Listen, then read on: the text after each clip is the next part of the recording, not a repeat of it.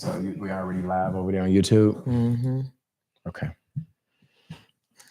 What's up, Facebook? What's up? What's up? What's up? We're getting ready to start the show. What's up, YouTube? YouTubers? Facebookers? Okay, there we go. Yeah, you'll see the comments now. Yeah, are we ready? Let me go ahead and get minimize this. Your Instagram not on. Okay.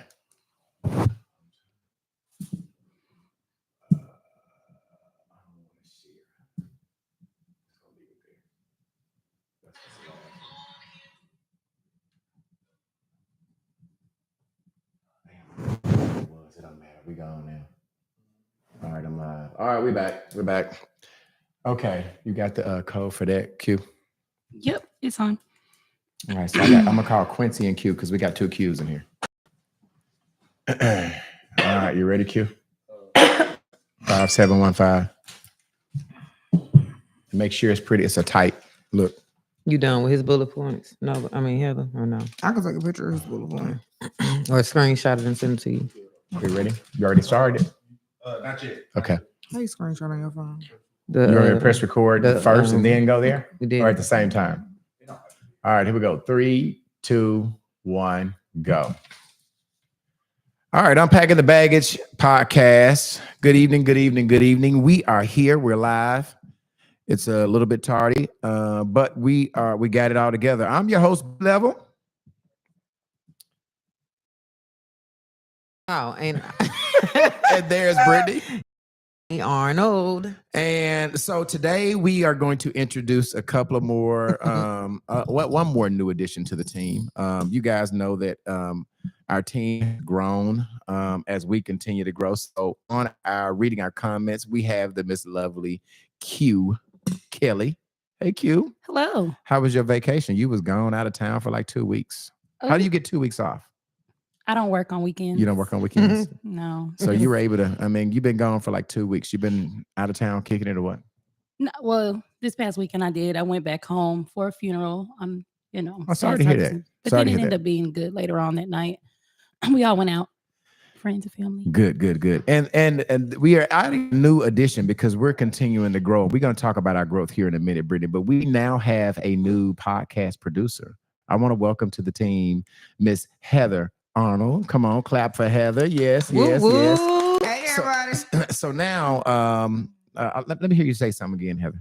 Can y'all hear Okay, me? that's great. Okay, Okay. stay close to that mic. All right, so now when you reach out to us to come on the show, you will be talking to Heather. All right, you will no longer talk to Brittany and I. You will actually be talking to Heather. So as we grow, our team is growing. So welcome to the team. Welcome. Yep. Thank you all. All right, so today, welcome to the podcast. We're gonna get right into it. We got to talk about our viewership and the reason why we're growing. Right, just last week, Brittany, go ahead and talk about what we accomplished on last week as far as views. Oh, you be just putting me on the spot. Okay, so last week, well, let's say the week before last, we had reached 1.1 million views. Woo! Okay, now. And Yes. so the next week, we wanted to see if we can keep the numbers going, and we reached 1.9 million views. So it didn't decline itself. It still kept growing. So we're still doing what we need to do as far as the podcast goes.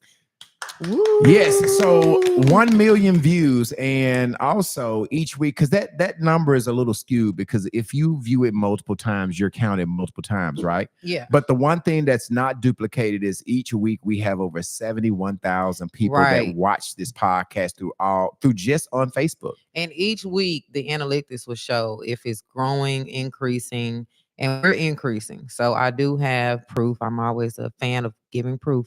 So I do have the proof where it's shown that we're at 1.9 million views now, reaches now. Wow. And thank you.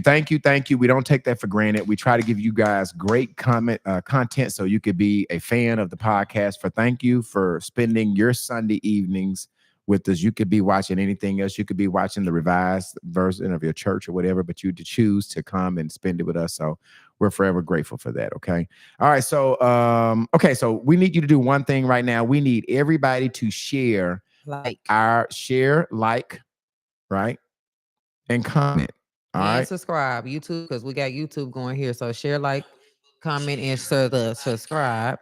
Yeah. So if you're on YouTube, just subscribe. If you're on Facebook, please share it. And I want you to put share it in the comments. When you share it, I want you to put share so that we know that you've shared our live. Okay.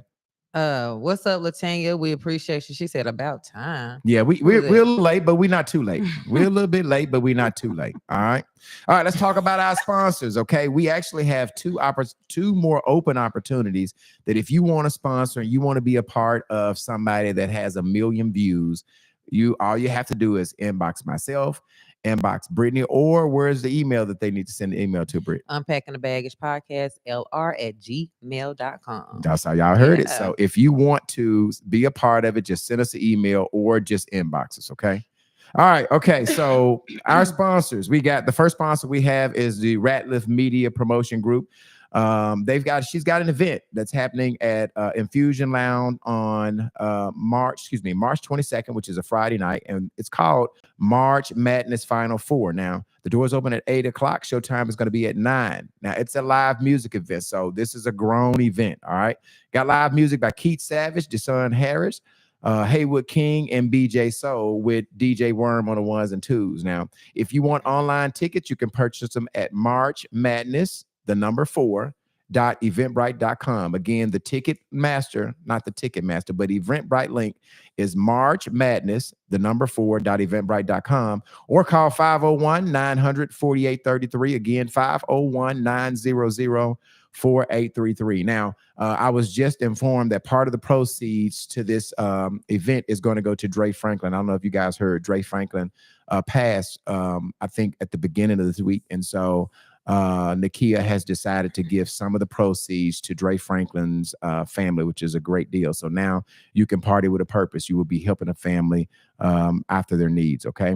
Now our big presenting sponsor. Yeah, already. Our big, you got this chant that we're doing now. We're right? doing a chant. So I'll start, and I guess y'all finish it, right? If you have a wreck and you And you want need to a check, check, call Jeremy Bland. He make you stand on all 10. If you have a wreck and you want to check, call Jeremy Bland. He make you stand on all 10. I would say do not quit any of your day jobs. Please do not quit your day jobs. Call 501-912-0050. We ain't trying to hear that. Do not quit your day jobs. But listen, I'll tell you about Jeremy Bland. I always say he is putting his money in the community. He's a proud sponsor of this podcast. I'll tell you, none of Brass Hendricks or none of these other attorneys are putting their money where their mouth is. Jeremy is actually putting his money in our community. He's sponsoring this podcast. So if you have a wreck and you want to check, you got to call call Jeremy Bland. He make you stand on all 10. Y'all know him, Attorney Jeremy Bland. He's a good friend of the podcast. So please reach out to him for all of your car rig needs, personal injury needs. That's what he's a personal 501-912-0050.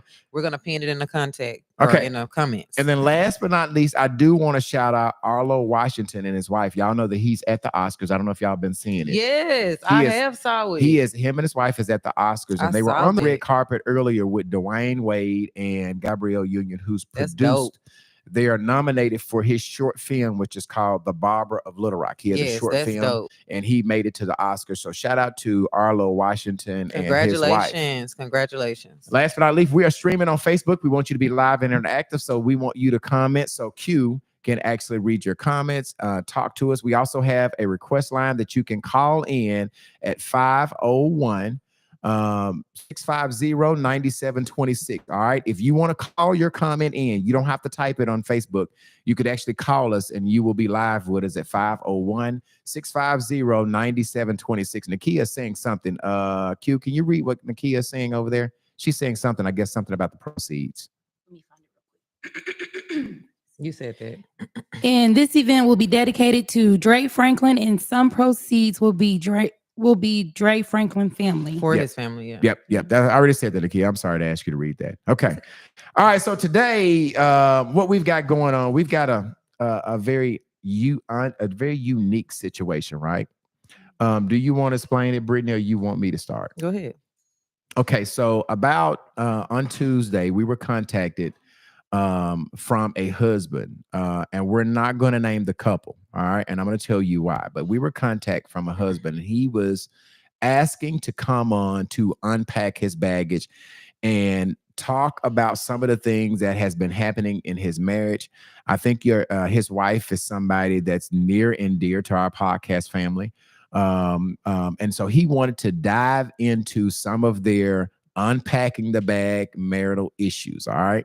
So much was going on. We're going to kind of run down Brittany and I, as we always do when we are vetting our guests. We always talk to them about what they have to talk about. We always talk about, what are you going to say? Just to get, as any good journalists would do, we will call them and we will actually talk to them about what their storyline is and why we should let them on. So he had a lot to say. Obviously, his wife, I'm going to start with him. When we talked with him, he was talking about the fact that he had been with his wife for 10 years. There was a lot of infidelity, and you stop me when I'm wrong. And Heather's going to also jump in because Heather has a more detailed incidents of the event. But Heather, stop me and jump in when I'm struggling and when I miss some things. Okay. So they had been together for almost 10 years. There was a lot of infidelity. He was accused of being with the wife's best friend. But his part of it is there was a reason of that events that led up to him actually having, which he told me it wasn't, it's not a relationship, but at some point in time, he got entangled. We'll say an entanglement, right? Right. That he got entangled with the wife's best friend. But he was also saying in his ways of getting tangled, we didn't know the whole story. He said that his wife had been rumored of kind of dealing with some of his friends as well. And also selling herself at her job. She was what? Selling herself. So when you say selling cooch at the workplace. Now, I'm going to say this. This is his synopsis of what happened, right? This is what he's accusing that happened. He said also, she was saying that I was dealing with somebody, one of her friends, but it was also rumored that I think he saw her phone or something, and one of his friends' numbers came up in the phone. But when she was questioned about it, she said that even though she was communicating with him. So he's saying the number because he needed to use her phone. Okay. And the number was already saved. So Wow. He questioned her as to why the number is already saved. But she says that he previously used the phone and that's how the number got saved. He saved it previously, but he's saying he didn't. So there was some going back and forth that he's saying, yeah, I'm dealing with your friend, but you was also doing some crazy stuff too. Right. At some point in time, there was a lot of protective orders that was given on each. From what I understood, he went and got a protective order on her at some point in time. That remained for a year, and even with them having this order of protection in hand, they lived together. Right. They still remained in the same house. Occasionally, they do what couples that are in. They still did the yum bouncy bounce. They were still doing their grown folks thing. It was more of an anger thing, so he done that kind of out of anger, having it placed on her. Okay. But everything was still normal. They still was living in the same household, still having sex like normal. They still are. But he was involved with somebody else in that same process. Right. He's also attesting and accusing that she was dealing with somebody else too. Even though they were in the same house, yes, they were both doing their own thing, dating somebody else. Right. They Okay. both were. At some point, they agreed to both do their own thing. So contact order, it expires in a year, and then at some point in time something happened where the wife goes to put a protective order against him. Simultaneously, he was trying to put a protective order against her. So at some point in time, which as we speak now, there is a current protective order on both of them. Is that way you understood it? Right. Yes. And that's kind of the guy's story, right? So let's flip over and talk about when we talk to the wife's story. She said that he's just been this dog person the whole time. He's been cheating on her the whole time. At one point in time, he left to go to work. This was one of her best friends since sixth grade. Sixth grade. And that this best friend was like one of the godparents of her children, or was that she actually was in the delivery room with one of her kids? She was the godparent to the nephew. So considered that a nephew to her. Okay. I don't think she said that. I think she said that they were just best friends. She had a baby, the other girl didn't have a baby, and she just, how we say, that's my baby auntie. Okay. Yeah. And so at one point in time, he gets up to go to work. She follows him, and that's how she finds out that he is dealing with the best friend. All right. So he goes to the best friend house. And that's when this stuff just breaks. Yeah, that's when breaks pretty out. much everything comes And the reason why we have decided to talk about this, even though they have gotten cold feet, because at one point in time when we reached out to her and told her that he was going to come in, she said, "Oh hell no, I'm coming on. I'm coming on. I'll tell my story." So at some point in time, both of them were scheduled. This was supposed to be a 2-series situation. This week we were supposed to have the husband. On next week we were supposed to have the wife. But I do understand that sometimes people get cold feet, right? It's not easy to come in until you'll unpack your baggage in front of a million views. So at some point in time, both of them canceled on us, right? And so we decided that we were still going to talk about it, because some of the stuff that happens is the shit that happens in relationships every day. People get, go back and forth. The other thing that he said is one of the things that really made him not want to work it out with her is she is one that continuously goes live on Facebook. That was one of the things that it really just pissed him off. His fingers are wrapped around it. She went live about everything. She talked about their business. She put out there where he was going. She put some things on Facebook that could have gotten him in legal trouble. Right. She didn't have any boundaries to what she put on social media. She put it all out there. And I want to say this. In the beginning of their relationship, to say she said that he had been cheating from gate. I know he said it was one point that I guess she got caught with a girl in the beginning of the relationship. A year in, he said, she had got caught with a woman. Actually, she didn't get caught. This was something that she told him. Hey, I was with this girl that I went out tonight with, and he in return says, "Well, if you've been with her, I'm gonna get with her too. We both finna do this together. We finna have a threesome." So to kind of correct the whole, to try to correct the whole little ordeal, because he said she felt like that was not considered cheating. Well, she agreed to it. They ended up having a threesome, so she felt like that wiped the situation clean as far as the cheating. Well, after that, I guess he kept getting caught cheating. Like with other women, he was getting caught cheating before this best friend situation came. He was cheating 2016, 2019, 2021, whatever she said, 20, all these different years leading up to that. And she was not cheating. This is something that was happening in a relationship. And what he would do to make up for him cheating would be buying cars, buying expensive gifts, telling her he wouldn't do it anymore, begging her to stay in the marriage. So I guess in her defense, from what she said, she felt as though she was trying to work on the marriage, but he was steady cheating with women back to back to back to back to back. So that's just what I want to say on that part. So I ain't gonna say miss, but it has been very difficult. Just a lot. First things first, he accused her of having a sexual encounter with a female friend. Well, no, he didn't have to accuse her. She confessed. Oh, she told him. So that's true. Here's the first question. Do we think that that's cheating? I would say yes. I would say yeah. I would say it's cheating. Technically, since he didn't know about it, I know a lot of people feel like since it's a female that it's not cheating. But if you sneaking and you're doing it sneakingly, then yeah, that's cheating. Yeah, but I also feel it's a catch-22, because if she cheating, you need to leave it at cheating. Say, well, we all have a threesome and it's all good. And then you end up having a threesome with the girl. So is it fair? Facebook, first of all, the question is, do you feel like if you have sex with the same person, is that cheating? I guess we all agreeing on the podcast that is. For females, yeah. So if it's the same sex, situation, it's still cheating. It's still cheating. Yeah, it's still cheating. Yeah. Mm-hmm. And then from what we know of, because all of these are accusations, right? We don't really know if any of those things happened. We're basically took the side from the wife.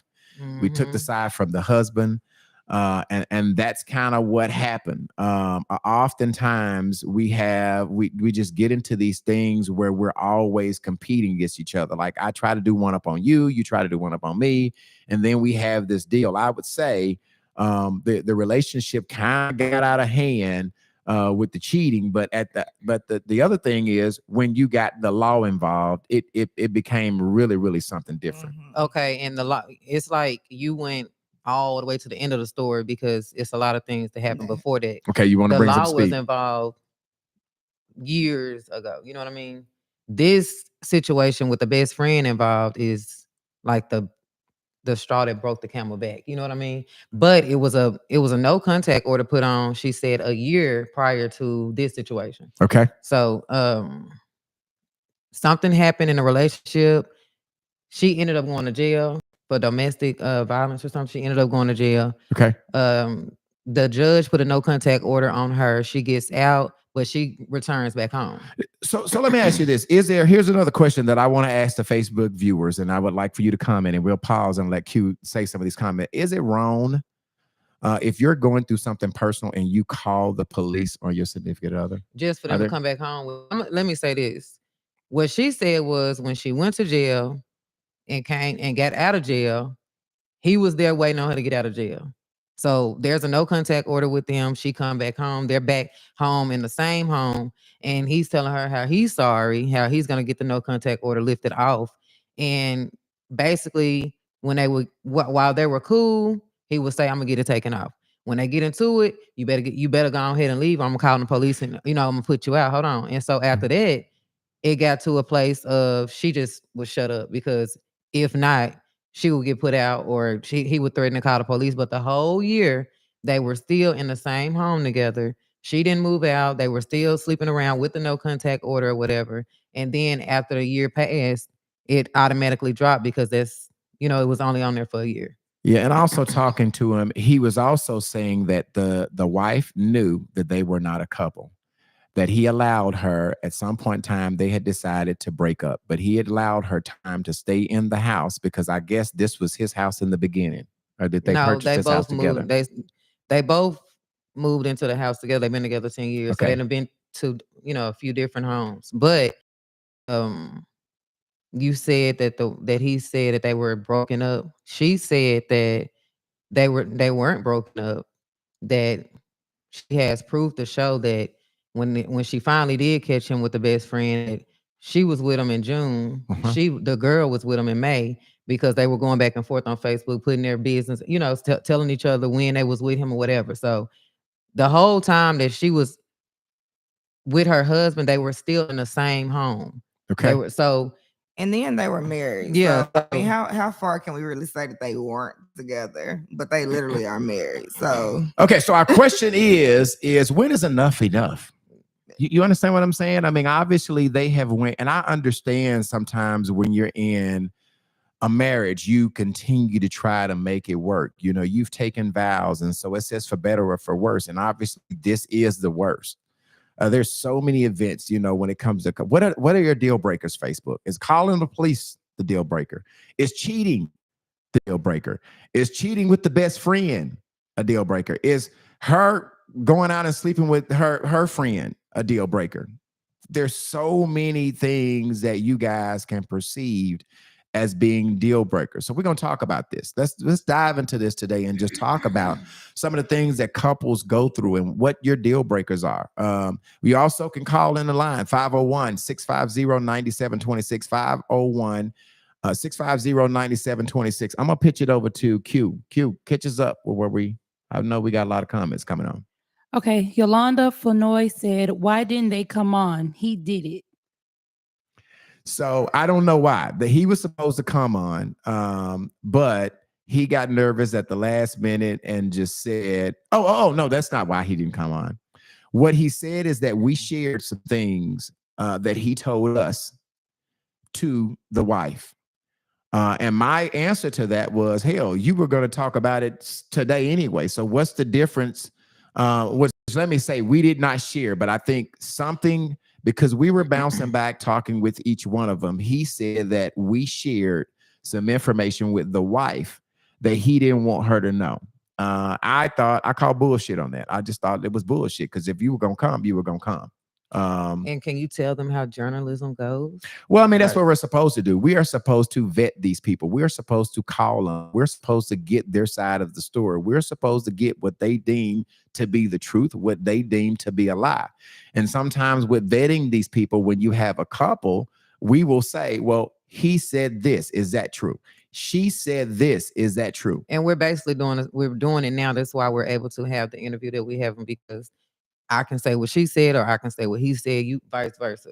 We got to know what's going on in order to do it. In order to have an interview. Okay, go ahead. I'm sorry, Q. Marcella Town Winston said, "This is definitely raw and uncut." It is. Yolanda Flanoy said, "Wait, if everybody cheating, why the hell they stay married? Toxicity." Marcella also said, "Tell them don't be shamed now." And Marcella also said, "My question is, how do you come back from best friend?" So that's a good question. Stop right there, because that's a very important question. And I think we asked her that. I mean, I know you asked her too. I asked her at some point in time, "Do you still love your husband? Do you want your husband?" And she said, "I got love for my husband, but I'm not in love with him." And I asked her, "Do you still want to be with your husband?" Because oftentimes, no matter how much shit we go through, relationships just take you through that you have to be done when you done, no matter how embarrassing some things are.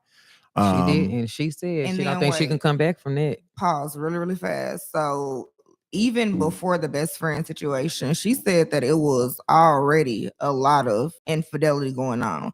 So that was just the straw that broke the camel's back. But she's saying that it's alleged, at least, that there were slurping sounds at some point when she placed the recorder in his car when he was supposed to be somewhere else. And in the beginning of the relationship. Yeah, that was in the beginning. So she's trying to accuse him of getting fellatio in the car. Right. Okay. But she's saying that she had proof. A lot of the things that he was saying was alleged. She's saying she's caught him in the act before. Like, she's caught him. And then she's also said that he's literally been in the act with her child in the home. Like, he went so far to bring somebody to their house. Their when she left, home. when she was out? Yeah. While she was at work. And this is the beginning too. So this ain't even when he's saying that they were supposed to be broken up. So the best friend thing was just like, Facebook, answer the question we want you to answer. Is sleeping with the friend a deal breaker? I mean, can you come back from that? I mean, I know we all say yes. I mean, we all say yes. No, I'm saying we all say that that's a deal breaker, but do you really, sometimes when you're in love, is that really a deal breaker for you? And oftentimes we say it's a deal breaker. I'm gonna say, for me, I've been in a situation where I was with somebody 5 years. He cheated on me with my cousin. They ended up having a baby together, and it hurt on both sides. One, because I love my cousin. Two, because I was in love with my boyfriend, and I had to cut both of them off. I came back from it, but it was 8, 9, 10 years later. So when you say you came back from it, it broke y'all up. You didn't fight through it to figure it out why it was happening. No, I had to let that go. There's no way. But when I say I came back from it, I was able to be cordial with her. You know what I mean? Okay, this is my little cousin. I mean, it is what it is. But so you decide to forgive your cousin, and you kept a relationship with your cousin. No, we don't have a relationship. Okay, so you cut both of them off?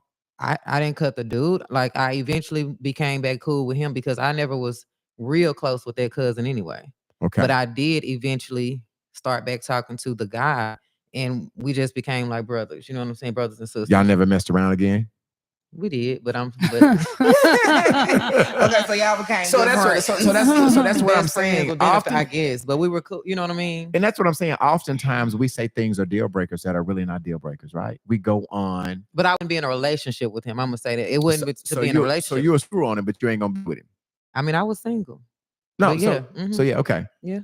All right. And I still speak to my cousin. Okay. All right. Q, go ahead. We got some more comments. I don't know where to start now. What up, cuz? Tiffany Tip Top said, cheating outside your marriage is cheating. Monica Cole said, so it wasn't a violation of the contact order with them being in the same home? Yes, it was. Who is that said that? Miss Monica Nicole. Monica Nicole, yes, it was. But you know, oftentimes show control on his end. Like, if you don't want a person and you know there's a no contact order, you're using it as leverage to control that person, because you know at any moment, if y'all get into it, that person, might go to jail or something. But then as long as y'all good, You having sex with her, y'all can do whatever. But as soon as you have a disagreement, it's kind of like how you Because she said. did end up going to jail at some point because of something like that. But did But- she go to jail because of the no contact order, or she went to jail because of something else? No. She went to jail originally just because of the domestic, and then they put the no contact order on her. But what I'm saying is, you know how you said, well, it's toxic for him to go to Facebook and do this and do that, right? Right. Well, and he's a man, so he's not gonna go to Facebook. He used calling the police as his leverage. He used, you know what I'm saying, the no contact order. That's what he started to use for his leverage outside of what she was using for hers. Can we talk about, because when I was talking to him, Mhm. this is just one thing that just burned my ass to pieces. Let's talk about these women that get so, and I say women, guys, girls, it don't matter who you are. Let's talk about this going to Facebook. Like, what this world has really gotten to a point where when we have issues, the first thing we do is go live. So I want to spend some time tonight just talking about the damage that people do. Mainly, that's a lot of times that's a woman thing, right? Most times women will go to this live and tell your business. Let's talk a little. Let's have the conversation tonight about the benefits, if there are any, or the not so great benefit, the bad things about putting social media and telling your business. I mean, if you go down your stream of Facebook, you see so many women talking their relationship issues on Facebook. Facebook, YouTube. What do you guys think about that? What are the benefits of going live, if there are any? Before we go there, I want to read Tamala McElroy. Okay. I haven't been able to read any either. Yeah, Okay, I guess we need the to first subject. go- They really want to. Okay, Yeah. go ahead, Q. I'm sorry. We coming back to that. Shanna Johnson Ellis said they shouldn't have allowed anyone in their bedroom, period. Karma at its best. Don't get mad at the best friend. Tiffany said this shit was more than enough. Shanna also said the police with me is over on all levels. T. Larkin said, to me, the worst of them all is the constant threats of having me locked up. However, all that should be deal breakers. Let's see. Which one? Tamala McElroy? Mhm. Make that work. Apparently, it wasn't a deal breaker for her because she was still in the house and they were still having sex, if I understood y'all correctly. That's correct, Tam. No, it's not correct. Well, she was When in she the house found having out, sex. she didn't. When she found out about the best friend, that's when she followed her over there, and then she been gone ever since. Okay, so you're saying before it was, but after the best friend, no, Yeah, it didn't. before anymore. it was, and she thought that they were going to be working on their marriage. That's Okay. what he was saying. When, Okay. yeah, that's the reason that she went to trail him to see, like, where are you going this early in the morning? But you're saying you want to, you want us to rework on our marriage. Okay. So after that, it's been downhill. Okay. 3 more comments. Yes, go ahead. Okay, Shanna Ellis, he was in violation for messing with your little cousin because these young youths don't know who you were involved with, and it's definitely a catch-22. Okay, but I hope you don't think that was. Do you think it's me or her? Because that's two different things. But yeah, I get it for me. Nathaniel Baker said they be looking for someone to validate their BS. Yolanda Coley said men do it too. What is she saying? Men do what to? What is she saying? What do you mean, Yolanda? Yeah, Yolanda, please Like clarify on what you say. social media. Men do it too. Oh, going on social wow. media. I guess that's Mhm. probably what she's talking Oh, about. Okay, men do it, so sure do. They exploit our news and everything. we Very coming back to that. sassy. Do you have any more comments? Well, it's one that just came up there that says social media seems okay. So that's on this. Yolanda McDaniels is talking about the next topic. Yeah. Okay, so getting back to social media, obviously she's saying that men do this too, and I agree. A lot of men are going to the fact where they're going live nowadays. I mean, it's just like they're having issues with people, and instead of getting a phone call or getting somewhere and pulling up on somebody and discussing it, they just go live. Oh, I missed one. You said you got what now? I did miss a good one. Okay, go ahead. They Marcella Town Winston said they both don't know what the hell love is. Deal breaker for me would be the point we felt we needed protective orders. Mhm. I agree. Yeah. So I guess what she's saying is when you start getting the police involved, Mhm. when the Mhm. police And I have to agree. give protection orders. But let's be honest, right? Mhm. That shit happens. No, it happens. Like it happens. It do happen, but I right? do want to say, So if that's happening, that should be a deal breaker. okay, so let's deal with this. Let's dive into all of these accusations and things that innuendos that we're saying. How many of there's four of us on this panel right here. How many of us have been involved in either having an order of protection put on you or you've put that on somebody else? I've had one put on me. 1, 2, Q. I just used to get the police called on me once a month. It just became redundant after a So while. 3, Heather. No, I've No. never had one. So we've got people on this panel, on this podcast, and 3 of them have been involved in some type of order of protection that you've put it on somebody or somebody has put it on you. So I would say that that's very common. That's very common in our culture as it relates to just dating. The shit that we talk about on this podcast, we talk about really, and that's the benefit. That's why I think we have over 1 million views, because we dive into things that are relevant things in real time that are happening. Now, we can all sit up here and bullshit and act like we've never been through anything. But the truth of the matter is, some of the things that this couple is going through is no different from, situations that happen in couples every day. And that's why we decided to do that. You got some more comments, Q? I do. Okay. Yolanda McDaniel says social media. Did I read that one? Social media seems like the only way to get the truth out. However, I don't condone it. Fallon Kelly Walker said there are 0 benefits to going live with your business on Facebook. It's a sign of emotional immaturity, plain and simple. T. Larkin said only benefit of going live is it makes great entertainment. Yolanda Coley said they go to social media. I'm guessing men. And I remember but I remember Brittany saying at one point in time, look like we got a comment. Let me go to the line, y'all. We got a comment, okay? All right, here we go. Let me get it on here.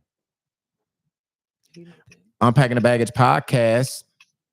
What's your name and where you calling from?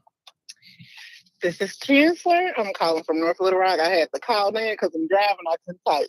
Okay, go ahead, Chancellor. I want to comment on the social media, going to social media. You gain nothing from going to social media. All you're doing is putting people in your business, giving them the right to criticize you and your mate, who you might end up back with. And you're going to be looking crazy. I just feel like it's dumb to go to social media. Leave it for the kids. When you grown, stay off social media. I 100% agree with that, Chancellor. Thank you for calling. Mm-hmm. All right. Okay. Like Chancellor say, there's no real benefit in going to social media. Oftentimes, I think, Brittany, you had said that at some point in time, you had wanted to, when you were going live, you were saying that you wanted them to know what the person was doing. Is that what you said? I don't want to paraphrase what you said. Yeah, when I was doing that, I felt like nobody knew what he was doing to me. So I wanted them to know. And I'm like, maybe they can give him their opinion on what I'm going through. I felt like that was my only way to get him to understand what he's doing wrong or how he's doing me wrong. But like everybody's saying, it's just no need to go to Facebook. And I wouldn't dare do it no more. And I think it's so really hard to tell your truth, right? I'm so grateful that you're so transparent and you're able to stand in front of your truth. But women, are there anybody on here that have shared some things on Facebook and has gotten some great things that happen because of it? Are they all war stories? Are they all bad things that happen from sharing your stuff on Facebook? Q, are you a Facebook sharer? Do you share your information about things that you're going through on Facebook? Did you say I do? Not my relationships. What'd you Yeah. say? Well, I mean, not my relationships or situationships, not serious stuff. I mean, I used to do it on Instagram a lot out of hurt. I did. Yeah. But just to go live and blast, no. And I so didn't do that. why do women, and either one of y'all can answer, why do women feel like that's the way to release their hurt? Cause I hear Just both of y'all emotion. saying when y'all get hurt. Emotions. And like I feel like needing help. It's like you need an Venting. outlet. Like Yeah. You don't y'all- think of it in that moment. No, you don't think about it in that moment. And I will say men do not understand how we're feeling in the moment. You feel so helpless when you hurt. And it's just like, I know y'all or people that's watching can't help me or really do nothing for me. But sometimes just to hear back then, just to see the comments of people saying, well, yeah, he was wrong, or you know what I'm saying? Whatever. It could be bullshit comments that's uplifting me or whatever. But at the Right. moment, I feel like they see what I'm talking about. This nigga ain't seeing what I'm talking about. It was just you just wanted the outlet, but it's not cool. It's definitely not cool. All right, we got a comment that I want you to read.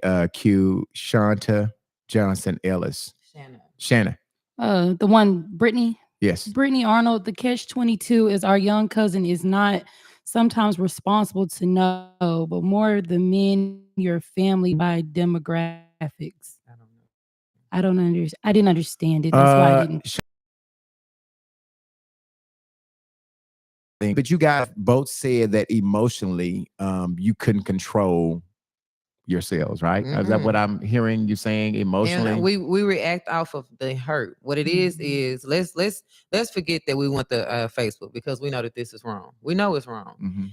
But what you guys don't understand is, or y'all do, y'all know that we are reacting out of emotions.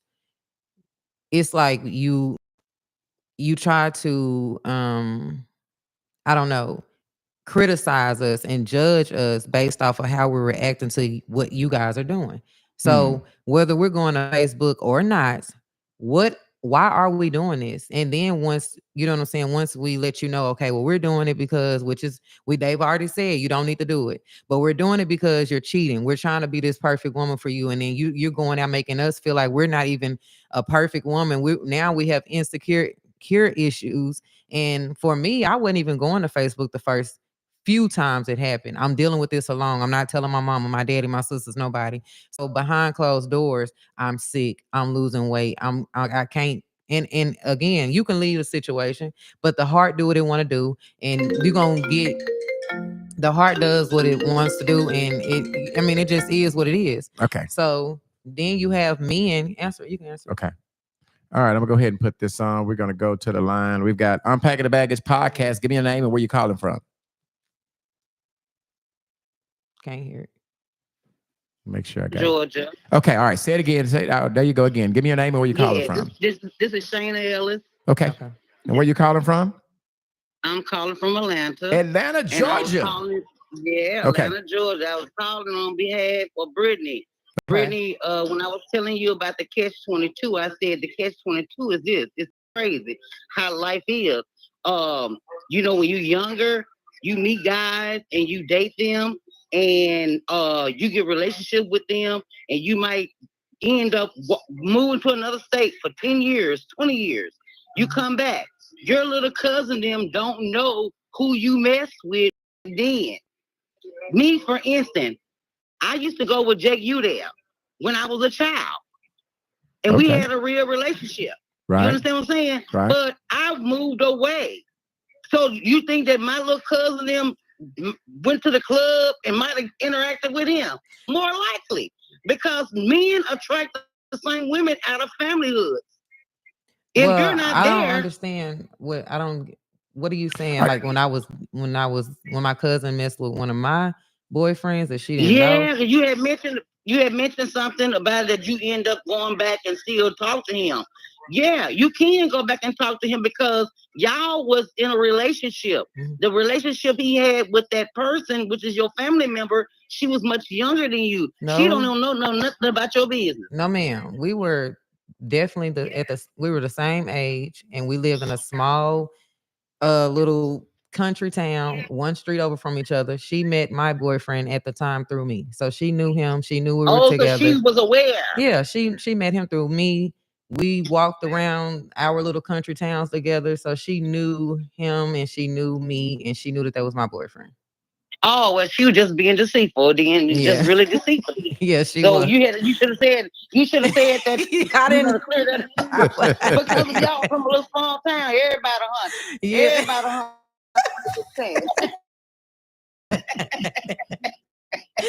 Ooh, but no, so I understand that. That makes sense. Mm-hmm. Yeah. But as far as like you moved away and some stuff jump up, you come back, you be like, oh shoot, cuz got one of my men. Nah, it's possible. Nah, she had my man while I had my man. Yeah, she knew what was up. A little freaky. Yeah, it's all good now. We grown now, but it's cool. Yeah, but they got a baby together now. Yeah. Yeah. Okay. Yeah, I mean, I understand what you said. What your comment was back from that statement, so that makes sense. Okay. Keep Okay. up the good job.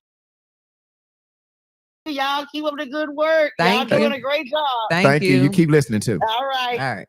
Okay. Bye. Bye-bye. Okay. And that's what she was saying. Yeah, I'm like, what? Yeah. So, you know, as it relates to just, you know, the Facebook thing, he was okay. So one of the other things that he said was he never said it, but he alluded to the messing with the best friend, right? Mm-hmm. And what he said is because he thought that she had had some type of dealings with one of his best friends. He said, obviously, you can't control who I date. He said, you were dating your own person. I was dating my own person. The fact that I got with one of your girlfriends, well, it is what it is. He did say that. He said that. You know, but it don't matter. If we both cheating, is cheating more wrong because you're cheating with a best friend? I'm gonna say this because if you knew that this girl had been friends with her best friend since the 6th grade, it's just things that you don't do. So, in my opinion, yes, you don't mess with my best friend, whether we cool or not. So, is that ass whipping deal for the best friend? Him too.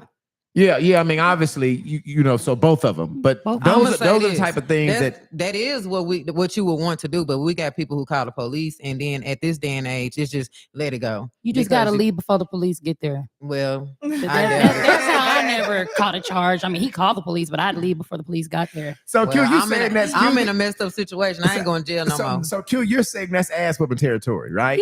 Yeah. You start dating a friend. Anybody? Why my best friend? Come on now. Why my best friend? You could have been anybody. Pussy, the easiest thing to get. And you had to get my best friend. And then not only sleeping with the girl, they were in a very platonic relationship, meaning they were hanging out. They were going on lots of trips. The girl posted a trip with him and her in New York.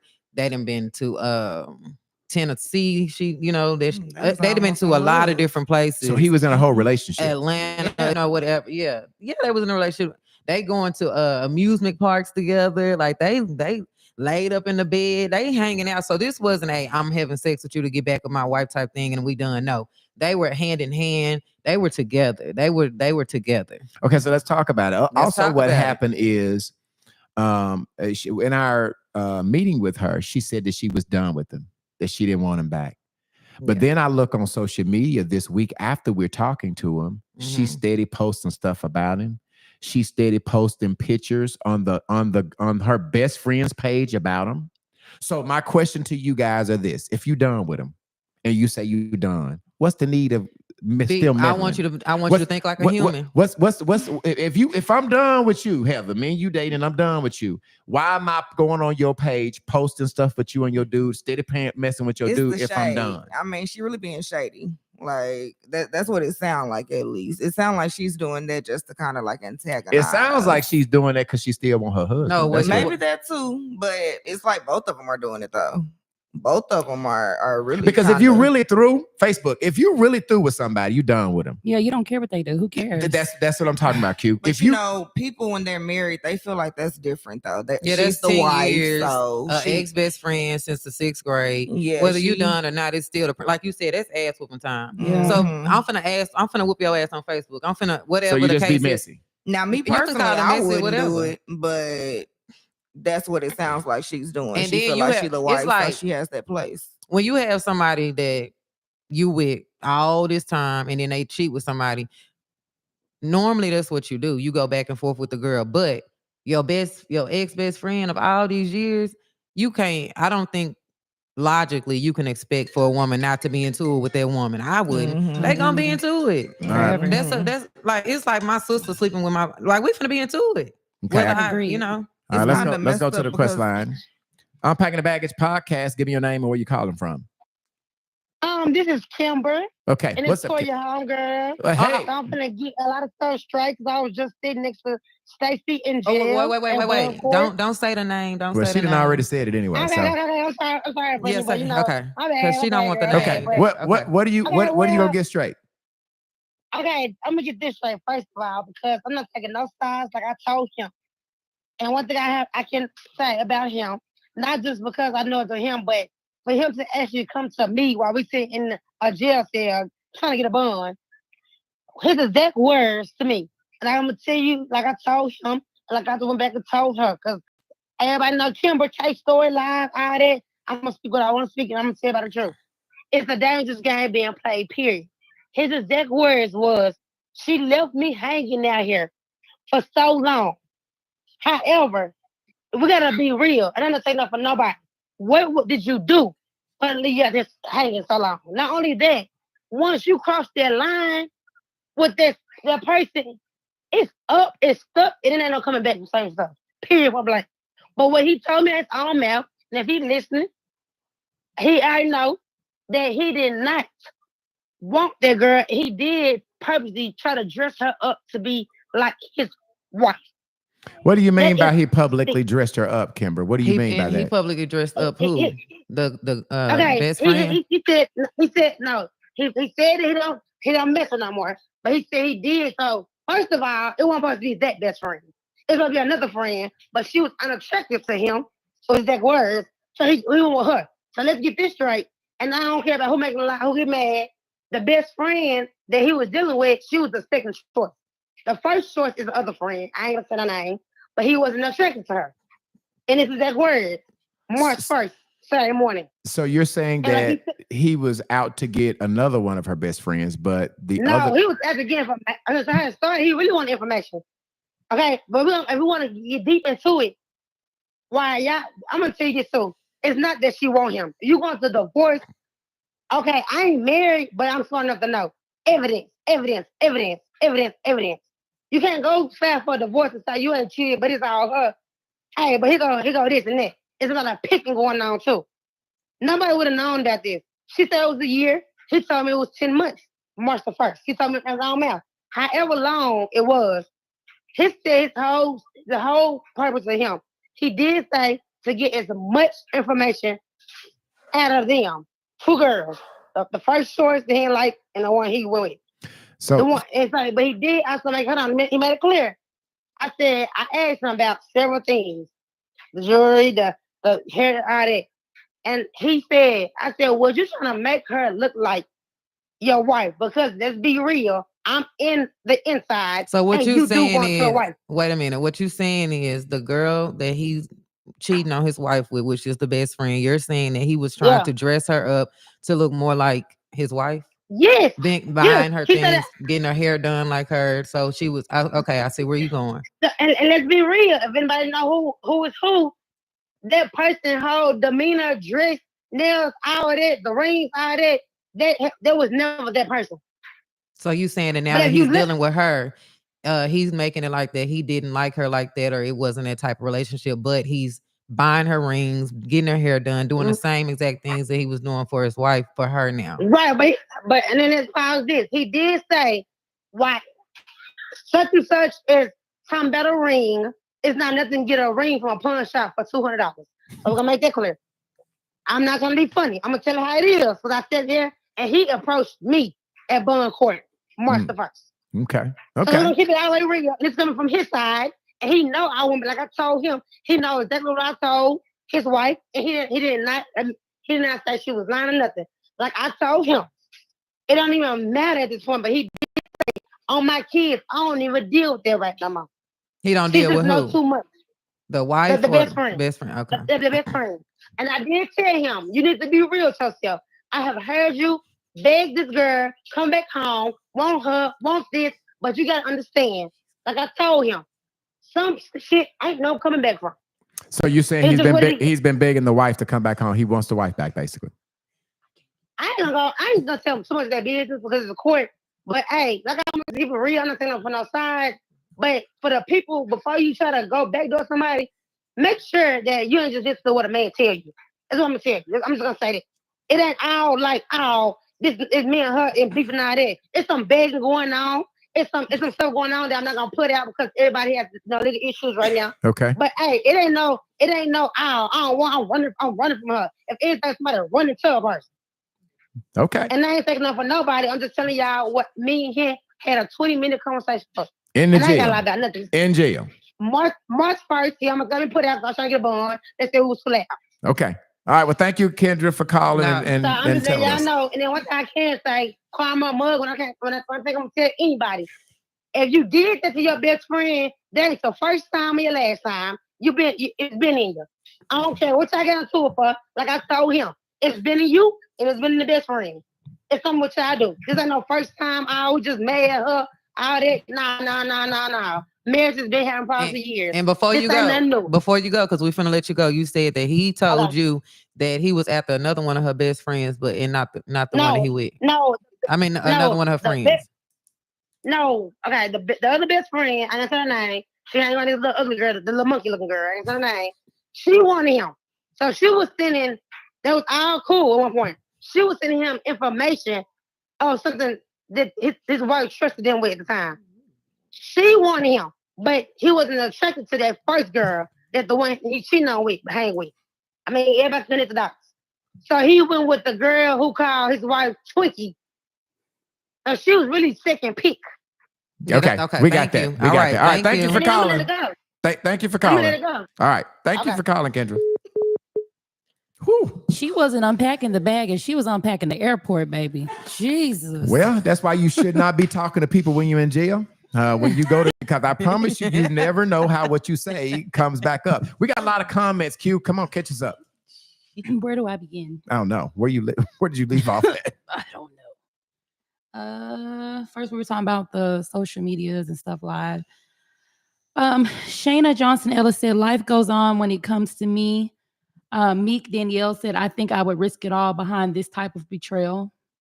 Jasmine Green said she wanted to be just like her. He knew that. They was both being messy, trying to tear her down as an individual.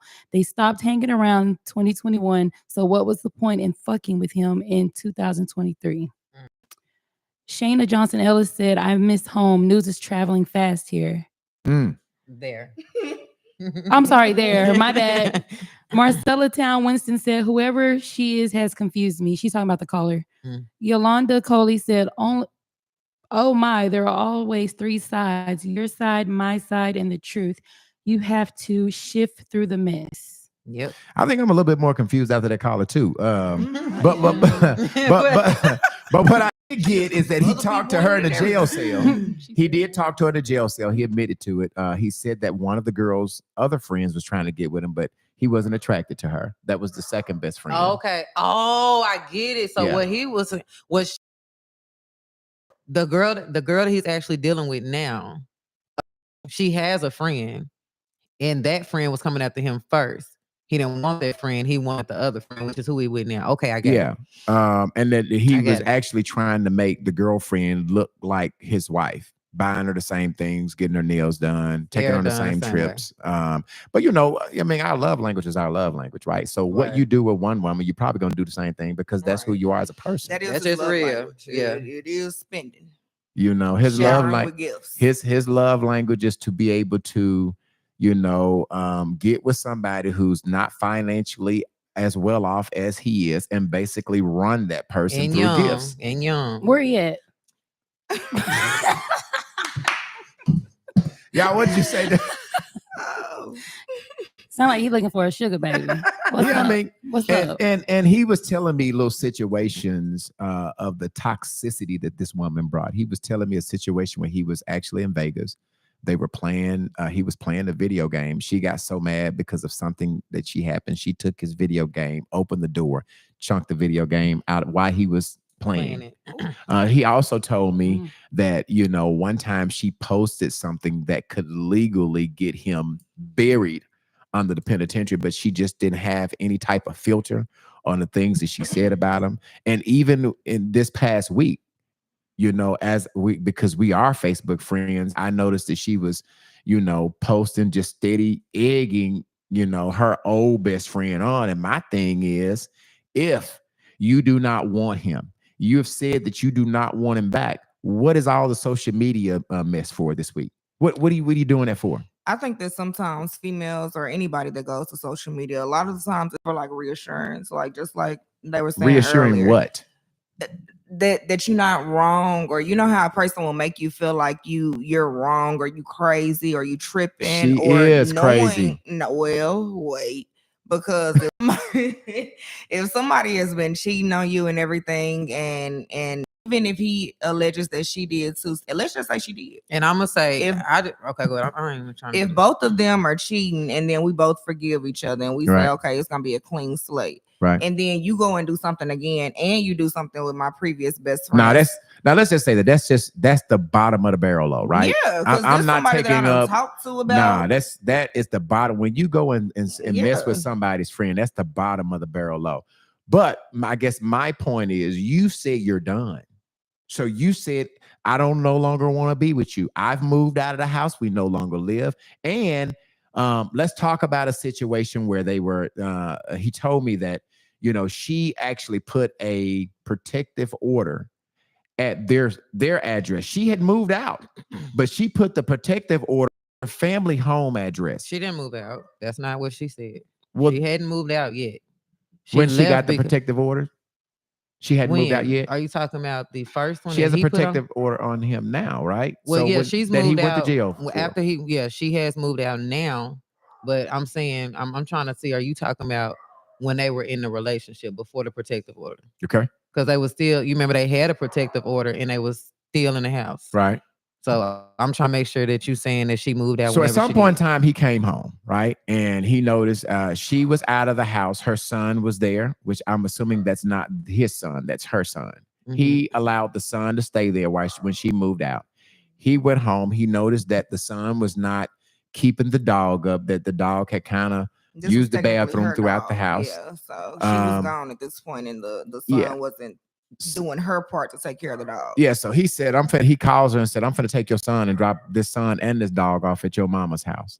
She calls the police because she knew that he was not supposed to be at the house. Right. The police came and he's like, hey man, yada, yada, yada. And she has told him that he had no contact. So he goes to jail.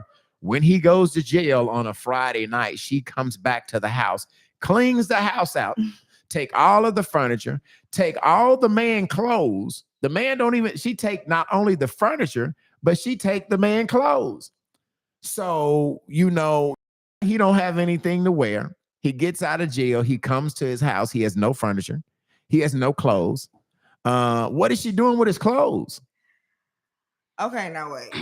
Oh, yeah, that's wild. Okay, I missed it because we were trying to go. I'm saying that he goes to jail. She calls the police on it because he said, I'm going to bring your dog and your son to your mother's house or wherever you're staying. She calls the police because she knows that he's not supposed to be there. The police shows up and he takes his name. You're there. You got to go to jail. So when he go to jail, okay, I had a call. They just left. But he felt like, even from what it sounded like that he felt like even if he was there, he still felt like she shouldn't have had a right to get anything. Yeah, let me say this. He bought everything technically. So is that still like a control factor? Yeah, because they were married. So technically, if you're married and anything that you get while you're married is y'all. So I want to say this. The man does things to control that woman, period. Because if she did get it, we're gonna not even say if. He said that she got the clothes, right? Right. He said that she goes to Facebook. She does things to, you know what I mean? Just take stuff from him that she should not be taking, right? Mm-hmm. But we're not gonna we can't get away from the fact that some of this stuff he kind of brings on to himself. Yes, she wrong, but he wrong too, because you can't keep cheating the whole relationship in the type of way that he cheating. This girl go to work. It's a woman in her house. She come home to a woman in her house while her son is there. Ouch. Yeah, like she got to see that. Like, not to mention, he get caught again. Get caught again. Go ahead. That's somebody. And okay, he get caught again, and again, same thing. She put a GPS on his car. You know what I mean? And the girl she got a record in the car. He getting head from the girl in the car, whatever. And then you can hear him saying, you know what I mean? Like, I want this and that. And she's like, nah, I can give you this, but I give me that. So they going back and forth about what he gonna do as far as the sexual acts go. This is before any of this has gotten this bad. So again, when a woman's fed up, Like I get what you're saying. Like, she wrong, she shouldn't be doing all that. But we got to understand. We can't just say, I mean, damn, she don't get a chance to be fed up too. I guess I'm arguing. But us as women and people in general that are in relationships, and we in these type of relationships, before it even got to this point. This was too far a long time ago. And I'm gonna be for real. If I went through all of that with my husband, fuck your clothes, fuck your jewelry, fuck your cars, fuck all that shit, and you build that with the next bitch, because I'm not finna be okay with me seeing you with the next woman with my marital shit. This is my stuff, and I worked 10 years for it. So I whether get that. I bought it or not. I get that, but you said, is she done? My I'm argument. just saying, no, you're asking questions like, well, she's done this, she done this, she done that.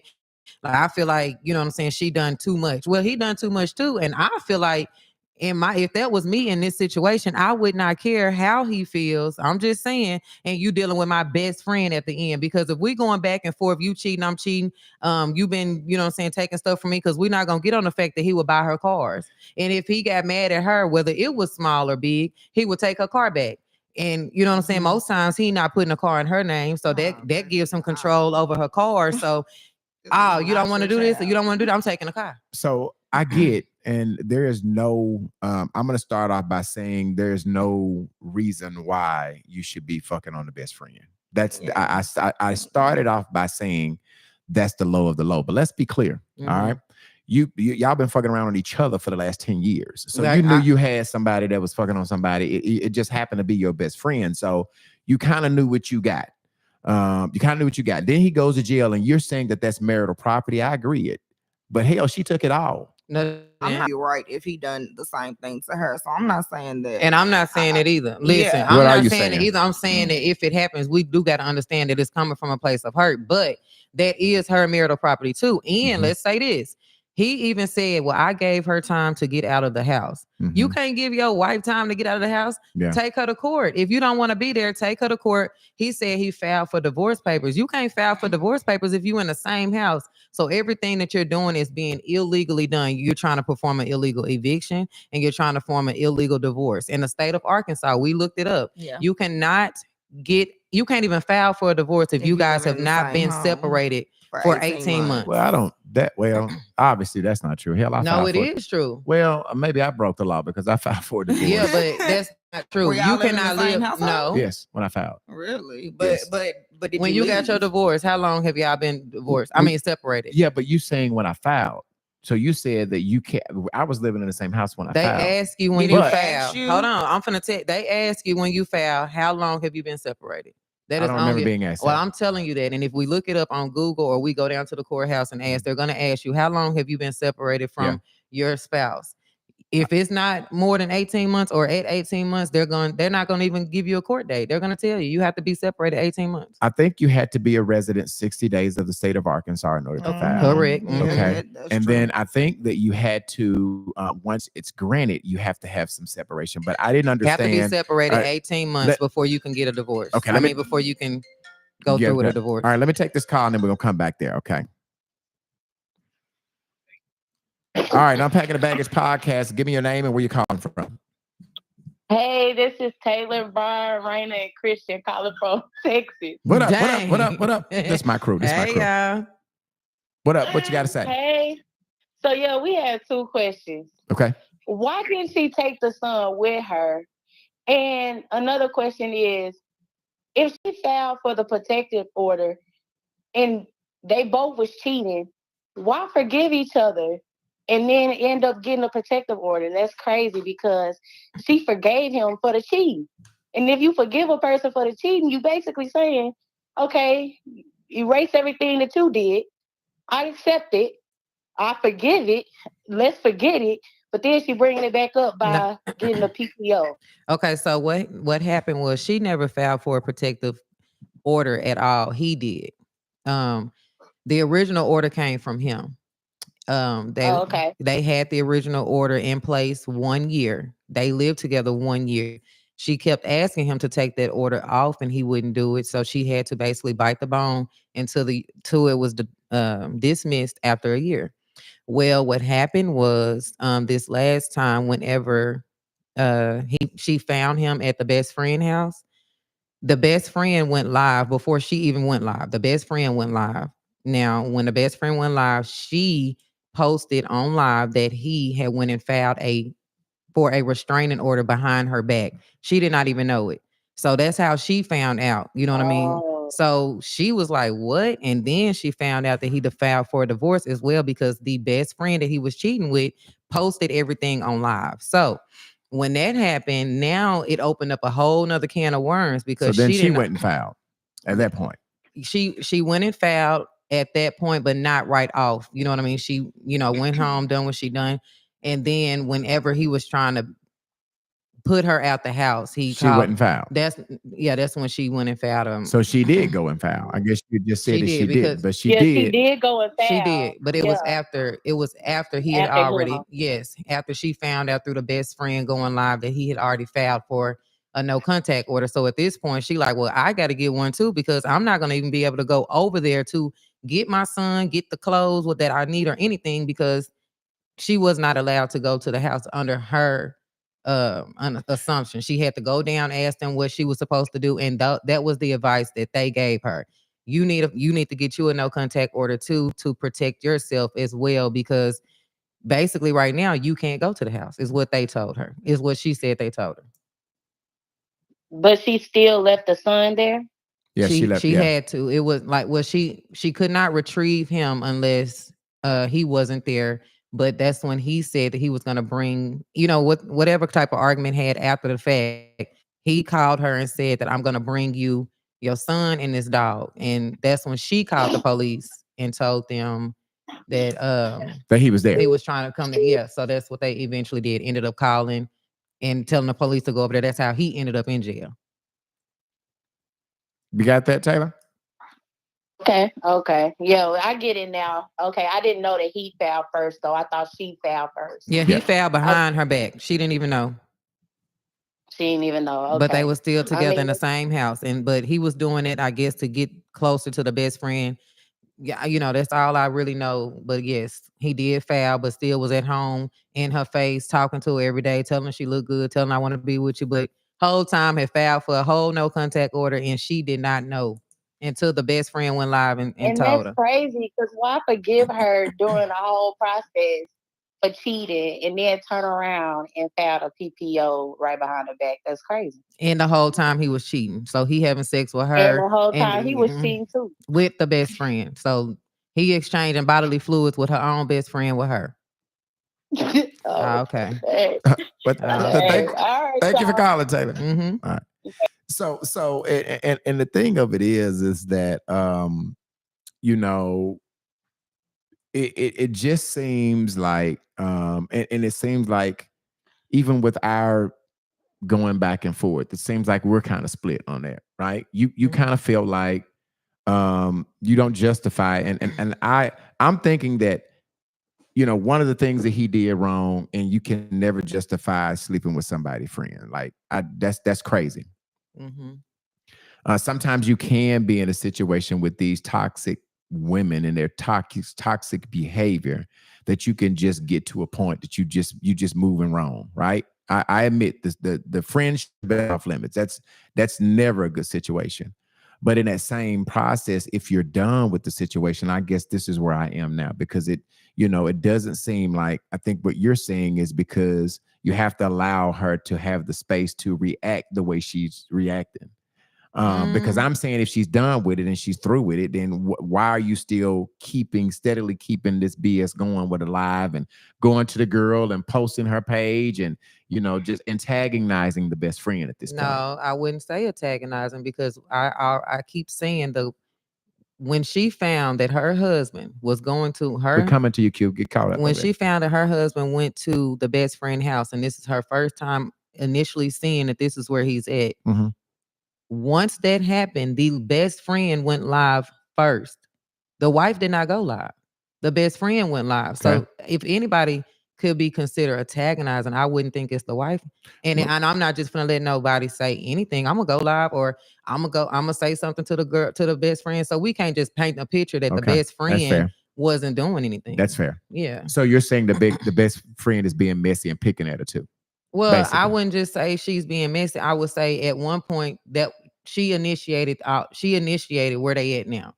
Like now I guess what you're saying is, well, if she don't, want her husband, why is she steady going? Well, right. That's exactly what I'm saying. When what I'm saying is she wasn't the first person to go to Facebook. It was The All right. girl. Q, I'm coming to you, but I want to get this request, this phone call out before we go. Okay, let's go to the line.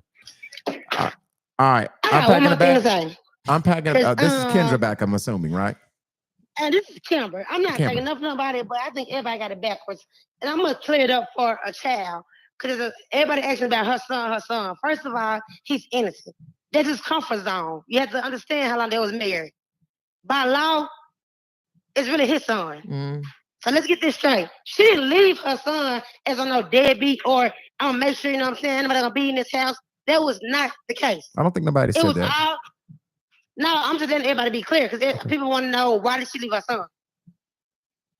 So she didn't leave her son as in, I'm just gonna leave him for, you know what I'm saying, this reason. No, that was his comfort zone, and he was okay with that. Okay. He was okay with that. He was okay. And let me about the protection orders. First of all, he filed 2 on her. For the people who asking, how you don't know you have a protection order on you? It's a control game. If you know about protection orders, you have to, first of all, pay a server. Whether you go to the basement or the court, he filed one, but he never went through with him. And he did it on her twice. So yes, she had to come back and protect herself. She had to find it on her own. He will come back after she didn't want to be with him and say, I could have been sent to jail. And here the paperwork and all this stuff. So let's be clear on that. She did not know that she had anything on her. You can file anything on somebody. Right. But you have to pay for a server. Okay. All right. Thank you So for the get up on my friend now. For real. Okay. So which one is your friend? Is the husband your friend? Is the wife the friend, or the best friend your friend? Which one is your friend? Ask the husband what I told him. I ain't taking no sides, but hey. No, Kendra, I'm trying to ask which one of you is your friend? Is the wife your friend? Yeah, that's my friend. Okay. All right. So I'm all in tune. Okay. All right. Well, thank you for clearing that up. I really just think y'all need to do another podcast after the legal issues are off, because receipts matters. Okay. I agree with that. I certainly agree with that, Kendra. Receipts matters. And then it kind of clear everything up. I'm done calling. Thank you, Kendra. I'm doing my own. Thank you, Kendra. Okay. Q, you want to, there's a lot of comments that's going on here. Kimber. I'm talking about Q. Nah, I said you keep saying Kim. What is her name? Kimber? Yeah. I'm sorry, Kimber. I mispronounced your name. Q, you ready? Yeah, I was just listening to her. Okay. Okay. We got a lot. You know, you don't have to read all of them too, because there's a lot. There's a lot going on here. Juicy ones. Yeah. Marty Ingram said most women know what they are getting themselves into. They turn a blind eye and make excuses. Yolanda Barton said, no, she took her things, not his. Read the Shy High Blue. Shy High Blue. Is that further down or? It's down at the end. If my best friend was screwing my husband, I'm gonna harass her until I get tired. I don't give a fuck, because bitch, what is you doing? What is you doing? No, you didn't read that in her voice, and I don't even know her. No, let me show you how it's done. Let me show you how it's done. Come on. If my boyfriend was screwing my husband, hold on. If my best friend was screwing my husband, I'm gonna harass her until I get tired. I don't give a fuck, cause bitch, what is you doing? What is you doing? Yes, period. Yeah. So I guess y'all were saying that because she slept with a married man, which was your best friend husband, she deserved everything she got. That's what I'm understanding, right? That's what I'm understanding. That's what we're all saying. What you talking about, Yolanda Barton? She said, "What the fuck is his problem?" She said, "Her friend." Oh, wait a minute. I don't get it. Damn right. Yolanda Barton. What? I was about clear that comment up so we can clarify it. Don Foot said something too. I don't know if you can get up. Maybe she was saying that. Yeah, I can get done. Maybe she was saying that when you was asking the caller who friend were you, and she kept saying, I don't know. Maybe that's it. Okay, Don Foot said one thing about it sounds like he was the one financially stable. She couldn't even move herself out the situation. That's control though. That's probably about right. That's what I got from the situation. But I wouldn't say that. I would say she can, from what we've been told, she had her own job, been having her own job. And can you elaborate on the information that she gave you about The back. Oh like, yeah, so he was behind in back taxes and everything, and with vehicles and stuff. So he was kind of throwing money away. Hell, I'm up just like behind he was taxes on my saying damn that- the shit taxes. So I He was was they- saying saying- that she was throwing money away and stuff, and money that he was giving her and everything, she wasn't doing right with it. But he was saying she was going to the casino blowing money. yeah, blowing she wasn't money. trying to move. And but what why Brittany would is she have saying, to she didn't move have if to they- move. No, Yeah. But that it's was 10 even years. before let me That's ask his you house. this. Let me ask I you mean, her this. house too. Could she afford the house when they broke up? Yep. Yep.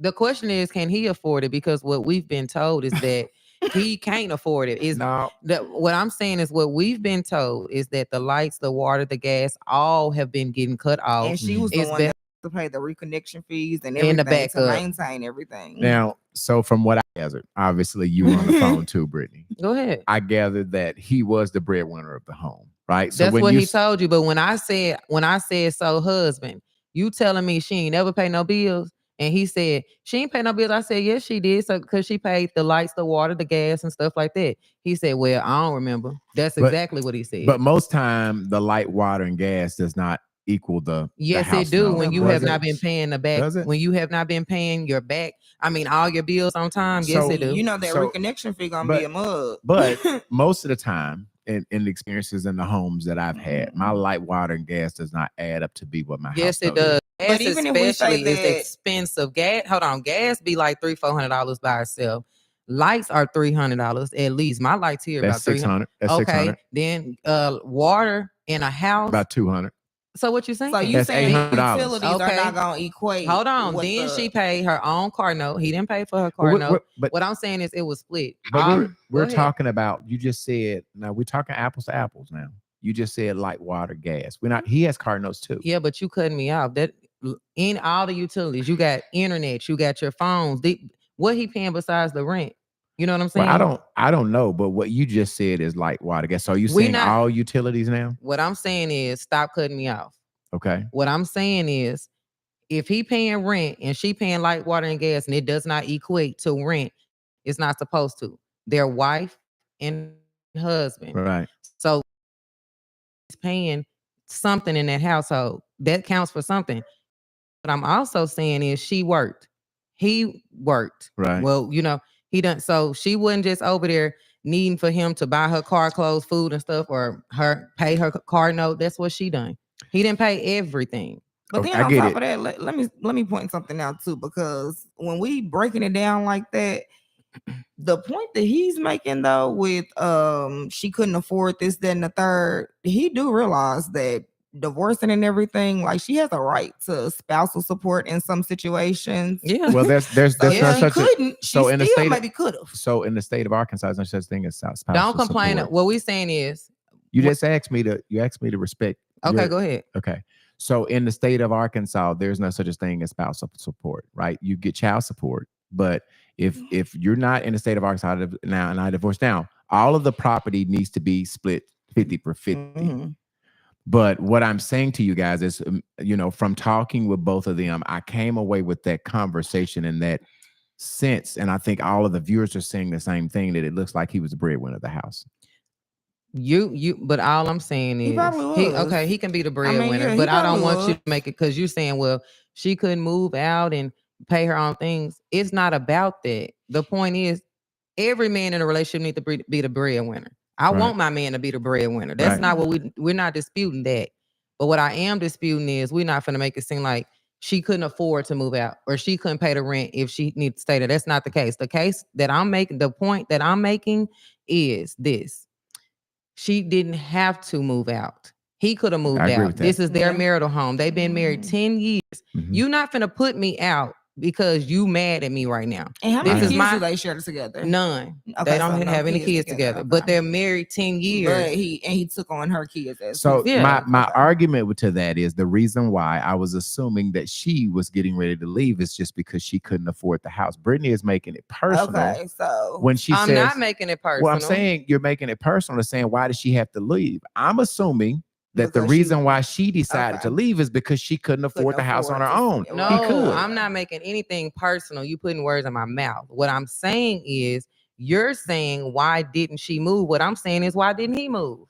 And the answer to that, I'm gonna come to you, cute. The answer to that would be is if I move, you couldn't afford the house anyway.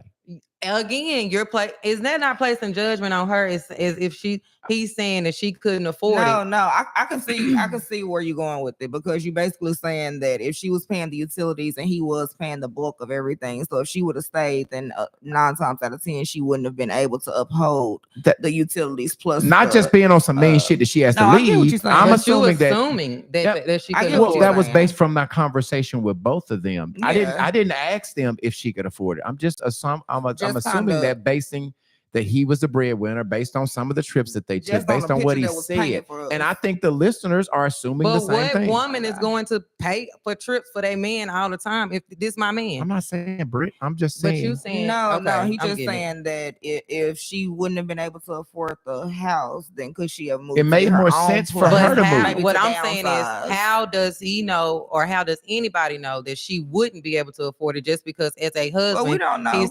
That's what I'm saying. Yeah, but he's saying that he's assuming that she did not leave because she couldn't afford it.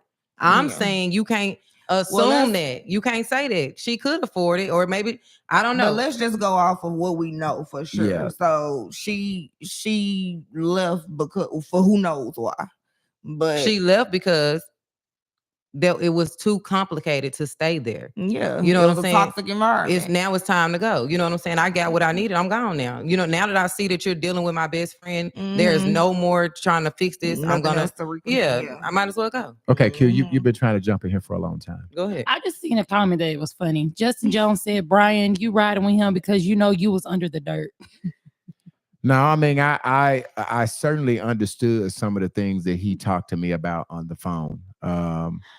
And so as I told him, I said, you know, I can't get with the fact that you cheated with the best friend. I understand, you know, how that was, but I also can understand when you are in a toxic situation with a toxic woman that goes to Facebook and talks about your business all the time. You know, I could kind of see now, she's saying that he cheated the whole time. And if she cheated the whole time, she had the opportunity to just get out of it and say she wouldn't want to be a part of it anymore, but she stayed.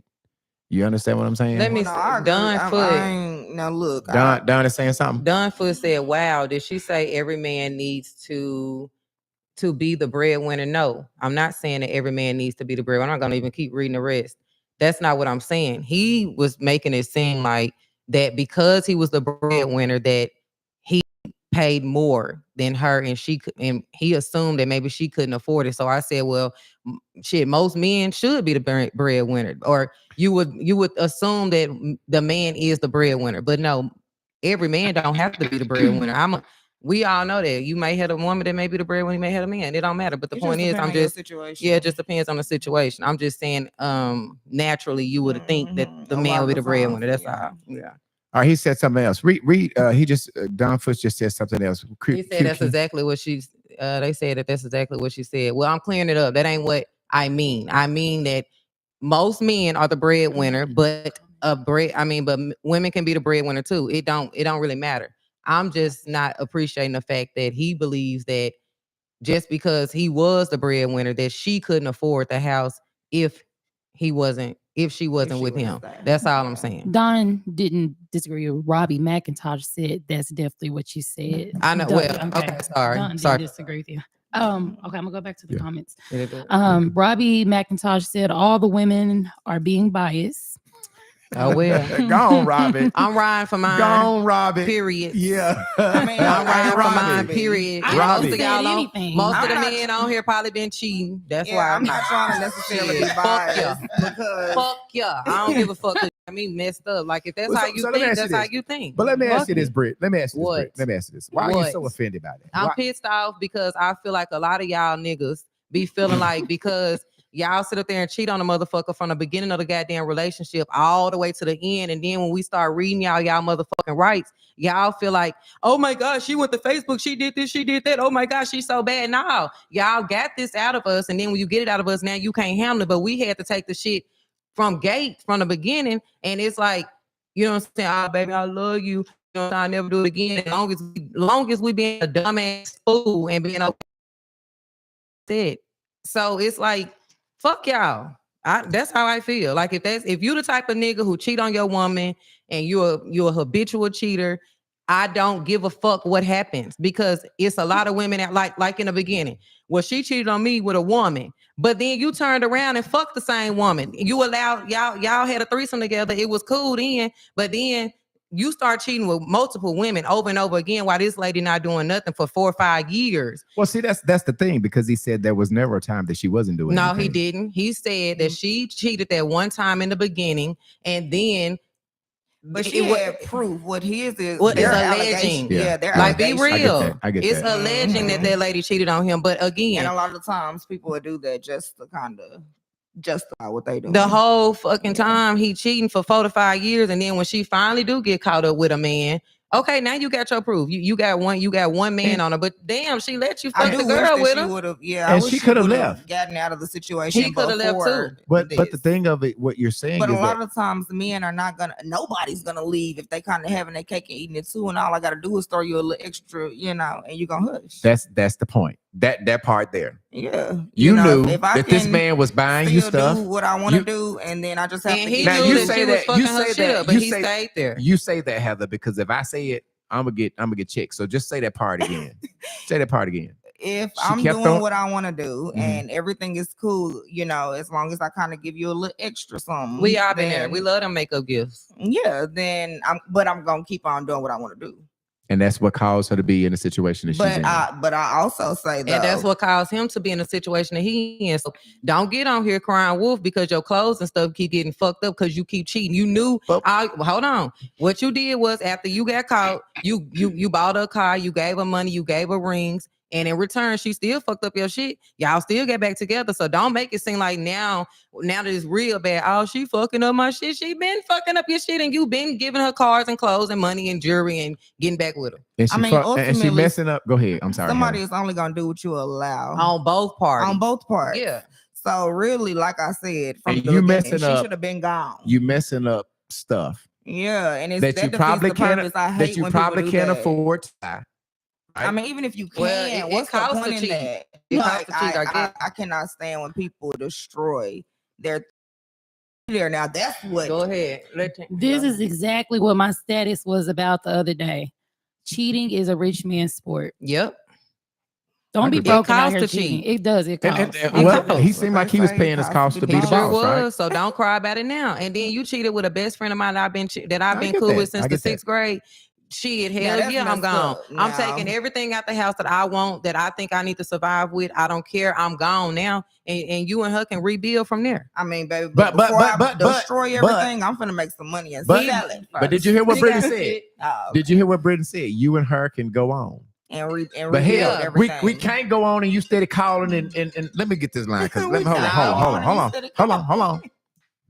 Got me fucked up. Unpacking the Baggage podcast. Give me your name and where you're calling from. You got to turn your speaker down, okay? We're getting some feedback. I cut it down. Is this who is this? This is Shayna Johnson Ellis. I got to call back on Brittany. Okay, read me. Y'all funny. Y'all are so funny. He gets on my fucking nerves. Fuck I know D-level. it, Can't know stand this nigga, man. That's Brian for you, though, baby. That nigga get That's on my Brian for you. motherfucking Brian nerves, finna- boy. Yeah. Brian finna hold you accountable on all nails. He need to hold himself accountable too, though. Shit, because he the one to be cheating in all his relationships. I don't give a damn. What's up? Brian gonna hold you accountable on all nails, but he is not gonna hold himself accountable. I'm on just none. saying. I'm just So he a saying. man. I'm just saying. But She At getting. the Go same ahead. time, I'm repping with Brian right now. Come on, baby. Because Come on, rep with let me. tell you something. Come on. This is what I'm saying. If a woman know her man is cheating, Mhm. and he lavishes her with wonderful gifts, Mhm. money, Mhm. rings, Mhm. jewelry, Right. vacation, Mhm. y'all need to start putting some of that damn money to the side and put it up. Right. You right. Right. Spend y'all money too. You right. The man was giving you the money. Put the money up. Well, But y'all got to show the world that y'all spending this money. Put that money up. My grandma always told me, baby, when a man is giving, you better take it and make it be useful later. And that's You true. spend off his money. And he like, babe, why you ain't going on trip? Because you ain't take me. That money was for me. You ain't got to go show him you bought some red bottoms. The fuck? You gonna put that money up for yourself. No, you real about You gonna that. put that money up for yourself. Then when the relationship over, you got a bag already. Not the bag. He don't get ready to come to you if he a good nigga and compromise like, baby, this relationship ain't going no more well because I grown it. I love you. Everything was great, fancy. You ain't really did shit for real. It's just my own ego. I gotta go find myself. Everybody gotta go find themselves from time to time, baby. It don't just happen with men. Women do it too. Sometimes they just don't leave. They just still do it. Right. So let me tell you something. When it's over, it's over. But you already supposed to have that already in play. She's supposed to be And saving stop some of being that bitter. money. Because what we do, we leave out of bitterness and we end up with fucking cancer. What you said? Cancer. What you said? I agree. Cancer. What you Yeah, said? because we talking about how we finna bust a nigga window out. Bitch, I'm finna girl that ride. And you try to make this shit motherfucking money. This man done gave me a mess of money I got them saved all these years. I'm finna go make some shit happen. I ain't got time to worry about that man problem because I don't got the problem. My problem is I need to move on. And when I run into him, I need this nigga still do my taxes and he was doing taxes. Nigga, do them. Okay? Well, thank you for calling in. Thank you for calling back. And I appreciate you siding with me because Brittany getting out of hand. Nah, I'm done. All right. Thank you for calling. Y'all good. Y'all right. got a good show going on. I love y'all both. We love I you love you too. too. Bye-bye. Okay, so here's the other thing that we didn't talk about. If you cheating, somebody on here, Robbie McIntosh, go read Robbie McIntosh, Q. Which one? About if you He cheating, the keeps friend saying is not stuff. off limits. Come on, what he You said already that. read it. Come on. Oh, yeah, he did say that. Now, if you cheat, now this is what I will say. If I'm paying the cost the boss to cheat, but you cheating, you want me to let you lead with half of the shit and you ain't bought none of the shit, but you cheating? Brittany? I mean, but y'all agreed that y'all both can do what y'all want to do. Why even stay? Why not just leave and be done? It's But so if y'all You just agree to an said open marriage, 'cause that's cheating what it is a rich was. person's sport. So how the woman cheating and she ain't got nothing? She can't even pay the Let's mortgage. do it like this. She just paying the light bill with British. She can't even afford to pay the mortgage. Okay, well, you erase what she said though. But if you agree to an open marriage, then Well, that ain't really. how you gonna be mad? He didn't agree to an open marriage. He Well, said that's he what's could cheat, being but she alleged. couldn't. What? He wasn't trying to let her cheat. That's an open marriage. Is you guys both agree that you can cheat. He That's wasn't what cool they with her said. cheating. He making From a my lot of assumptions, and I understanding. don't like that. No, I I'm thought saying that it I'm was- saying he wasn't cool with her cheating. That's an open marriage means. So at no point did they agree because from my understanding, they agreed at some point that they both were gonna, do their own They thing. never they had- wasn't together though. They were just living in the same house. Who told you that? He did. You heard him say that. You were on the phone with us, Britt. How you all of a sudden getting amnesia on all the stuff he said? I'm not getting amnesia. That's what he said. What I'm saying is, okay, he said that they had been not talking or not dealing with one another sexually for 10 months.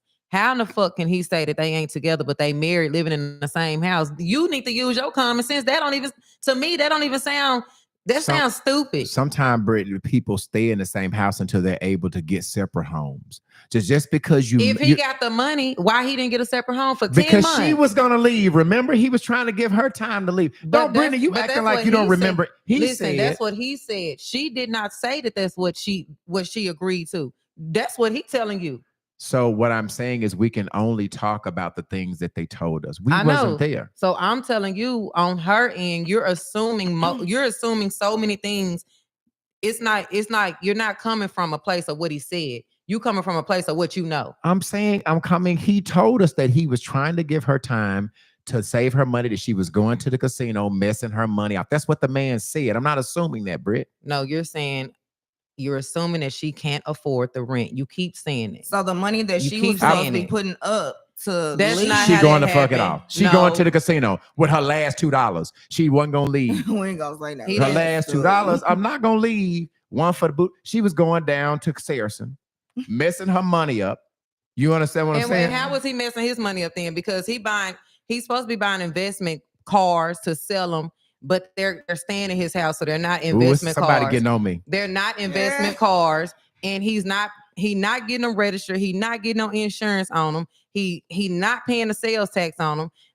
All the utilities was getting cut out, but yet he told you he was paying all the bills. She told me that she would have to Oh call. Lord, somebody call I him. want to know. So Oh, if That's hold why on. I wish that never you could have left, read. I wish you could have read the story, so because Heather, it would have lined up everything. Let me answer this we phone wouldn't real have quick. so many different. Unpacking the Baggage podcast. Give me your name and where you calling from. I'm calling from Arkansas. Okay, what's your name? Yolanda. Okay, come on, Yolanda. What's your comment? Okay, my comment is this. Okay, the couple, they are married. Mhm. Okay, and they split everything. The only thing that she wanted to do is because she put a lot of money in her time in that big Ragley house as well. So she was paying not only the utilities, but she was paying also the bills. Only thing she asked of her husband, even when he was cheating, is to allow her time to get her things. That's the only thing that she asked of that relationship. Now, don't nobody want to be forced to leave. Everybody wants to leave when they're ready. Don't nobody want to be forced. Okay, and you know that? Do you know her or something? Are you speaking from? Do you know who we're talking about? Do you know this person? Yes, that's my daughter. Okay, all right. So this is the mom. Good. I'm glad you called, mom. So you're saying that she was asking time to leave. Did he not give her time? He told us that he gave her 10 months to get it together. You're saying that that's true or that's false? That's false. Okay, he didn't give her 10 months. How much time did he give her to leave to get The another thing place to was, go? he didn't give any time. What he did was he began to get the protection orders, and he wanted to control her with that. Anytime she didn't do what he wanted her to do, which if that was sexual or financial or anything that he wanted done, if she didn't do it, he would call the police. And I was there. And didn't he make a comment to you, since you saying you remember everything he said? You asked him, you said, so are y'all still sleeping together?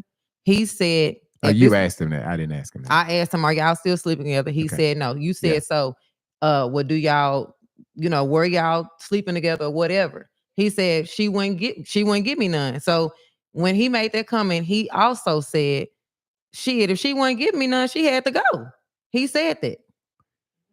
Well, basically, Hold on, Mama. he's telling the truth on that. Yeah, but basically he was telling the truth on that because that's what he did. One night she wake up and his dangling, you know what I'm saying? What little that he had was in her face.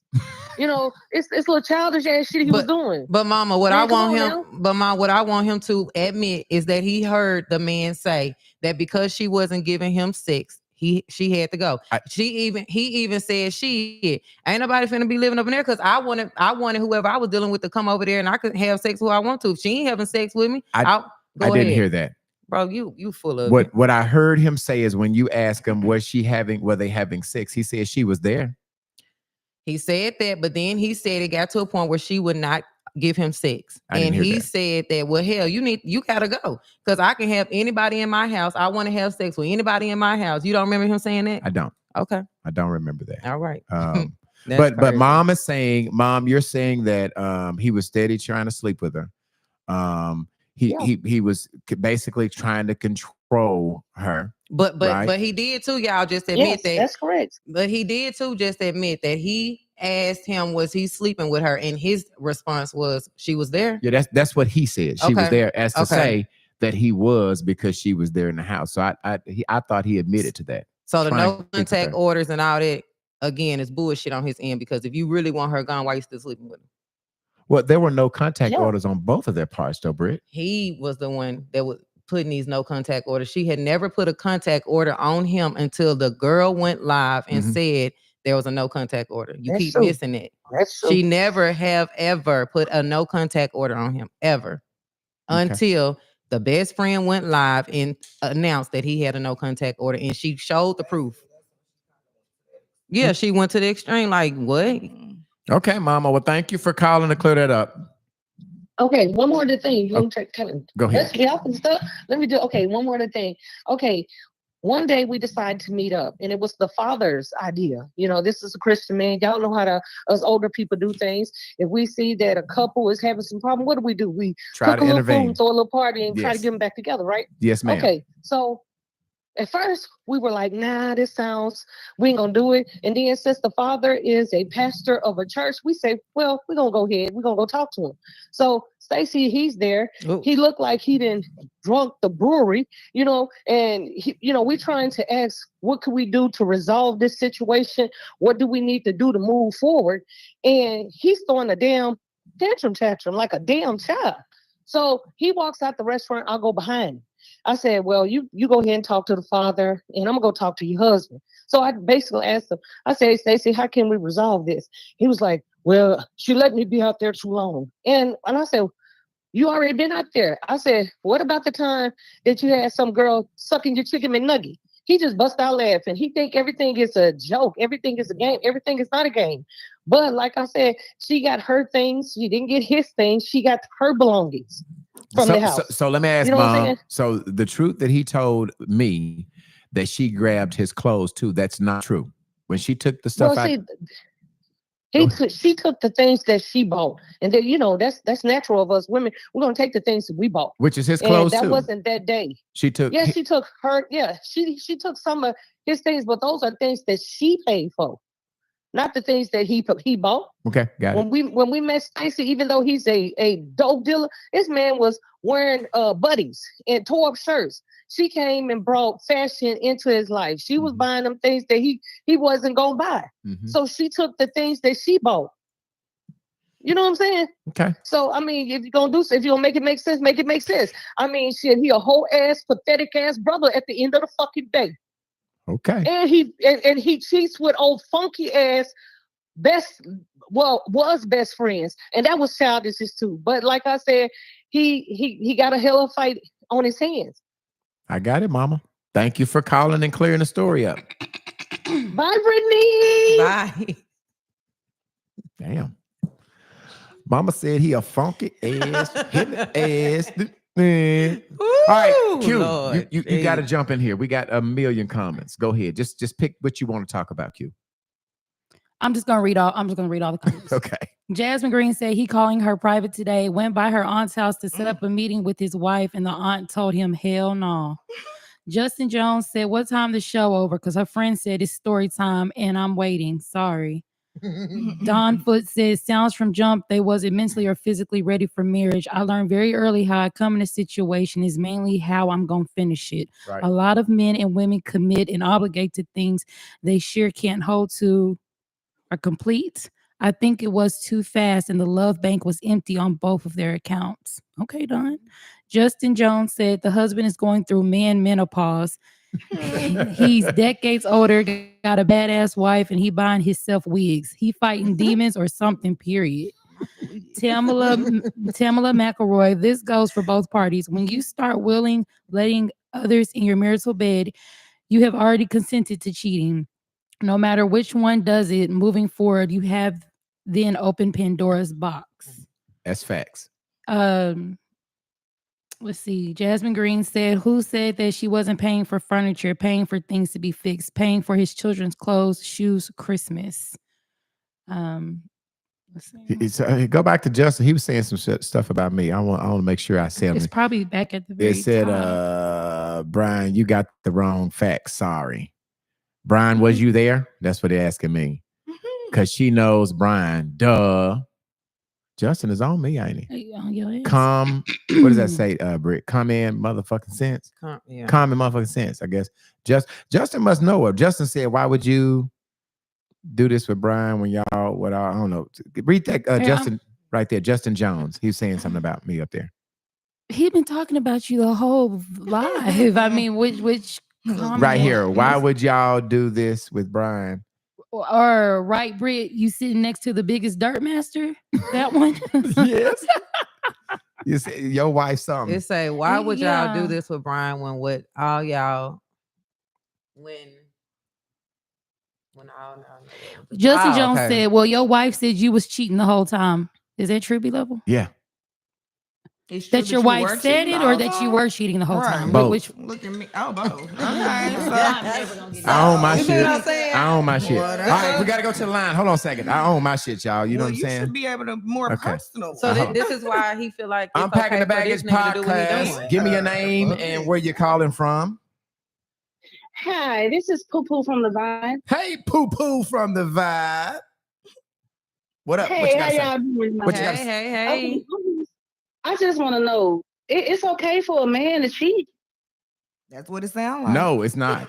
Well, that's why I keep saying, and I'm not trying to throw Yes, you Brian are. under the. Yes, It you is are. what it is, but he Yes, has you are. admitted to cheating every relationship. Mhm. So my thing is, he's coming off like how a man who has cheated on me and several other women come off to us.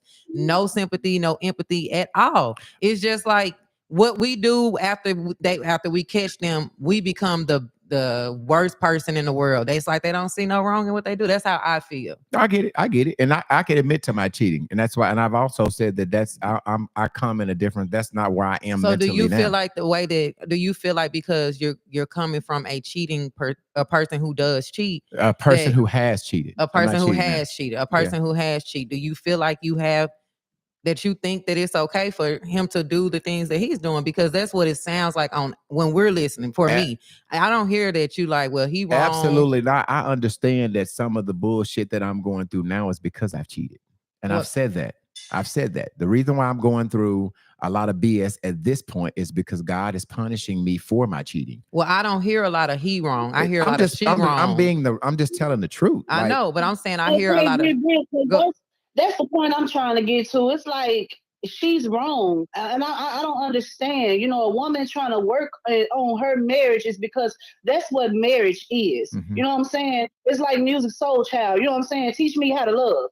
At the end of the day, it's like a person trying to demolish her character for being an individual that honestly want to try to stick this shit out through thick and thin. You know, when y'all is getting recited them verses and they telling y'all what this shit is all about. I mean, this marriage is not a game. This ain't for play. This is fun, you know. And he's sitting up here acting like, she never had a job or anything. Come on now, you've been with a woman 10 years and she ain't gave you nothing.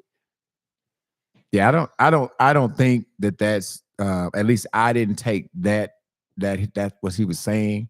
I think Brittany kind of felt like that. She kind of felt like that's what type of time he was on. I just feel Does like he have children? Yes, he has. I want to say 4 or 5 This line kids. is blowing up. She took care of them too. They both took care of each other kids for sure.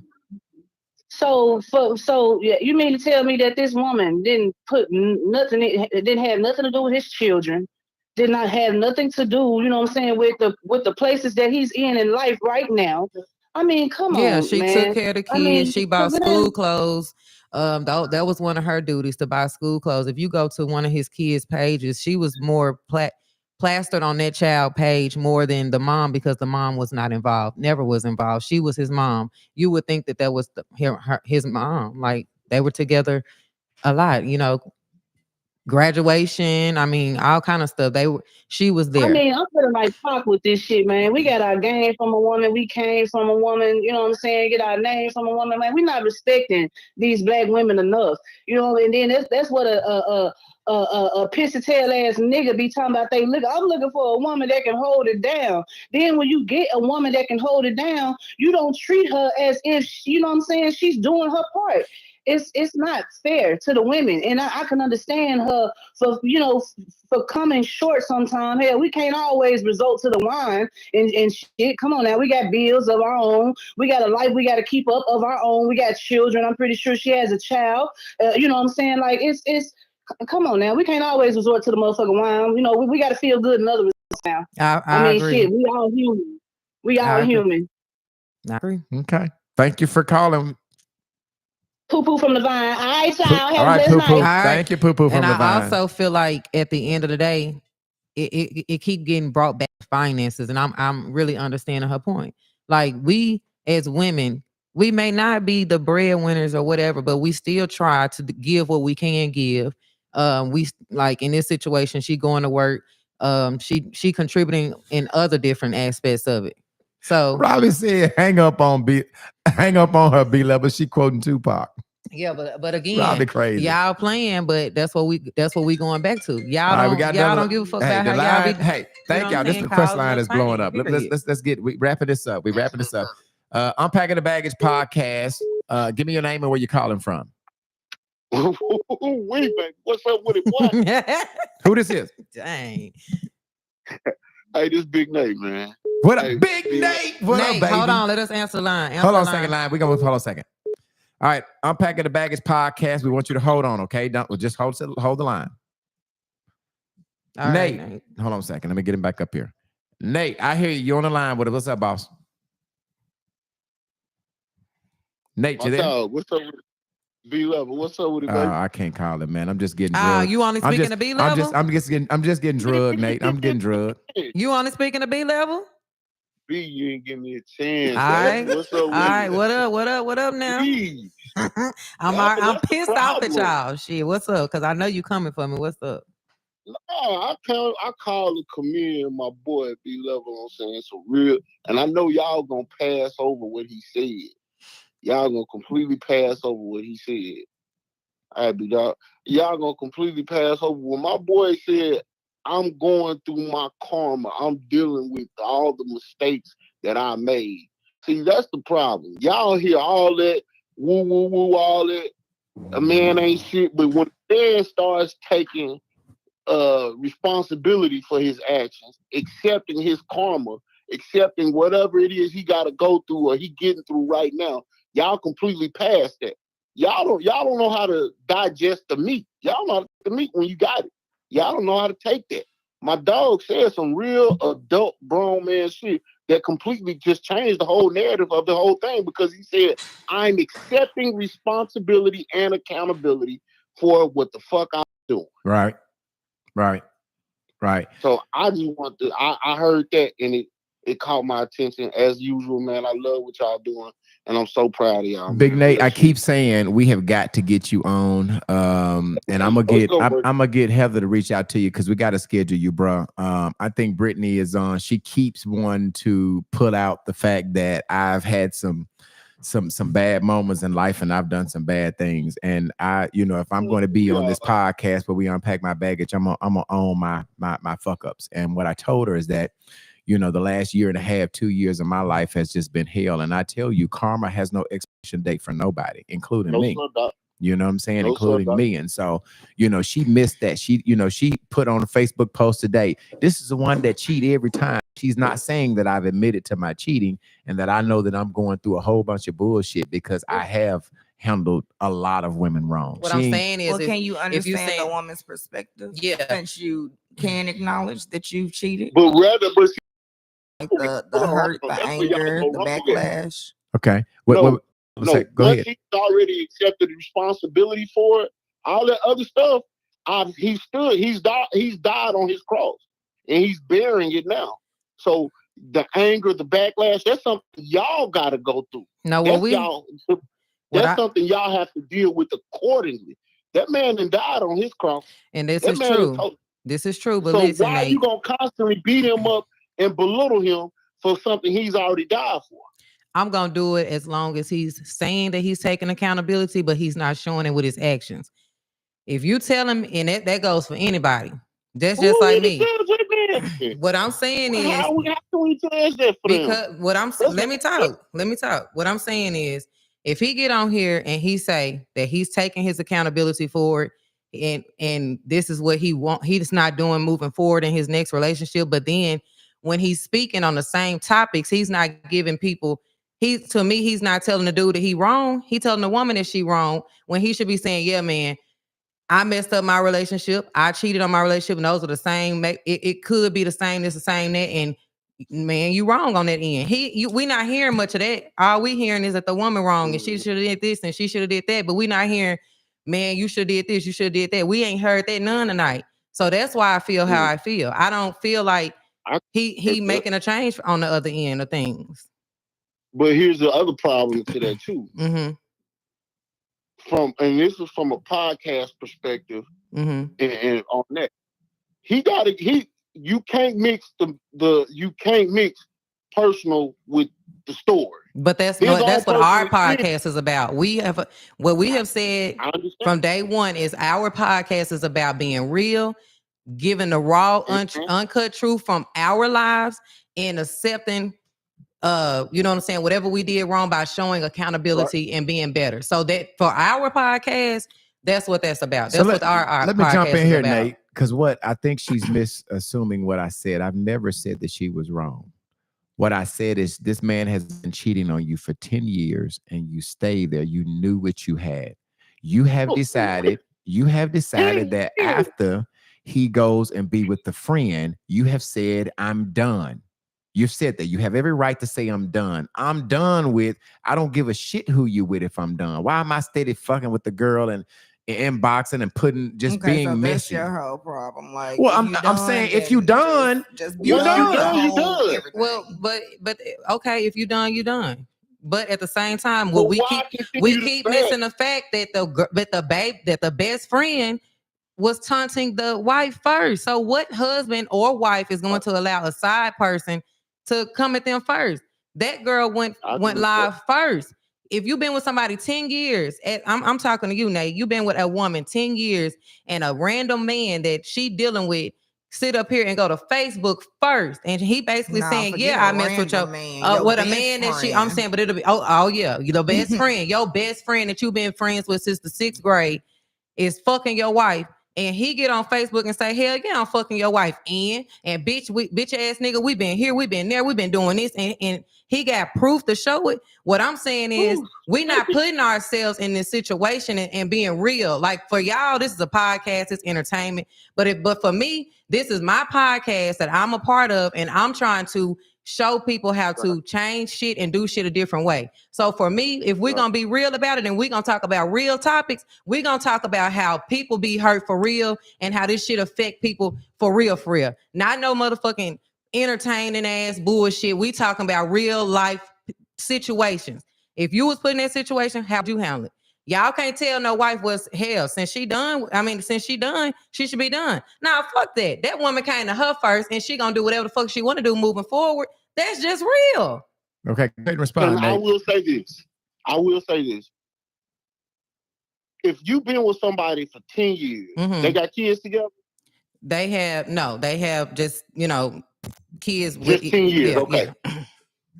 I'll say this. As a man, and from my experience, if I've been with you that long, no woman connected to me, I'm not going to let nobody else disrespect you. Nor am I going to allow you to disrespect nobody else moving forward. So the man, from my perspective, from my understanding, which is very little of the story, he was wrong for allowing anybody else to disrespect the woman he stood before with, the woman he had made vows with. He was wrong for allowing somebody else to come in and disrespect him. So yeah, I agree with you. And the way he should correct that, no, the mama who play with somebody else, I'm not gonna allow you to disrespect this girl that I stood before God with. Bro, that's all I'm saying. So listen. No, I agree with that. That's all I'm saying. If you want nigga been cheating for 10 years, what type of nigga you think this nigga been cheating for 10 years? Right. Right. But listen what you said. Don't care about a damn thing. But this the thing, like everybody been saying, he cheated. She got caught cheating. Whatever. You can say your points and she wrong, but we not gonna just say she wrong. I can take it better when you say, nah, that nigga was wrong on this too. That's all I'm saying. We didn't really hear much of where he wrong at until you just said this shit. And that's all I'm saying. Give points on both sides. And don't just say what she did wrong and what she can't afford. We just tearing her down as if she not a woman in this situation, as if motherfuckers ain't going through this shit in real life. That's all I'm saying. So what you're saying is B should be more empathetic to the woman. I feel like he should be, yes. And he should also be more real with how a man should handle situations. And it shouldn't just be, you know what I'm saying, how he's painted out to be. You know what I'm saying? Well, but here's the thing with that. There ain't no shots at you, B. You know you my nigga for real. Now go ahead. Maybe because B has been experiencing and been going through, he's still not at a point where he realizes and sees the errors of others because that's still a cross he's toting. What you said. He put his cross down. That's all I'm saying, bro. Put his cross down yet. That's all I'm saying. He still got. It's hard to see. It's hard to see that. It's hard to see that type of shit. And when you still toting something, you still dealing with it. You still got your own baggage from your own situation. I agree. So you're not gonna be able to see that type of shit because you still, like I say, it's still on you. Yep. So and we Marcella, can't be empathetic, but if she's been going through this shit for 10 years, it's hard to be empathetic. You've been going through this shit with this nigga for 10 years. and I agree, but we gonna also say both of them been going through it for 10 years. You know what I'm saying? Like, God. it's both of them. Shit, he could have left too. Like, I appreciate you, Nate, for calling, man. Hey, man. Hey, check me out on Nate Logic every Wednesday, baby. Real Underground Radio Station. Hey, I gotta get y'all on too, man. Hey, it's much love, B-Level, man. Yeah. Hey, B. We coming. Brittany, Just give us the invite. Me and Brittany coming. As soon as you give us the invite, we coming. Hey, we're gonna work it out, baby. We're gonna work it out, I promise. Bet it Much up. love, baby. Bet it up. Bye. All right, so you got a lot of stuff going on here, and we got to wrap it up. You got a lot of comments. Everybody's asking about Shanetta. Oh, somebody. Y'all want me to answer this, Britt? No. You want me to answer? No? Okay. No, All right.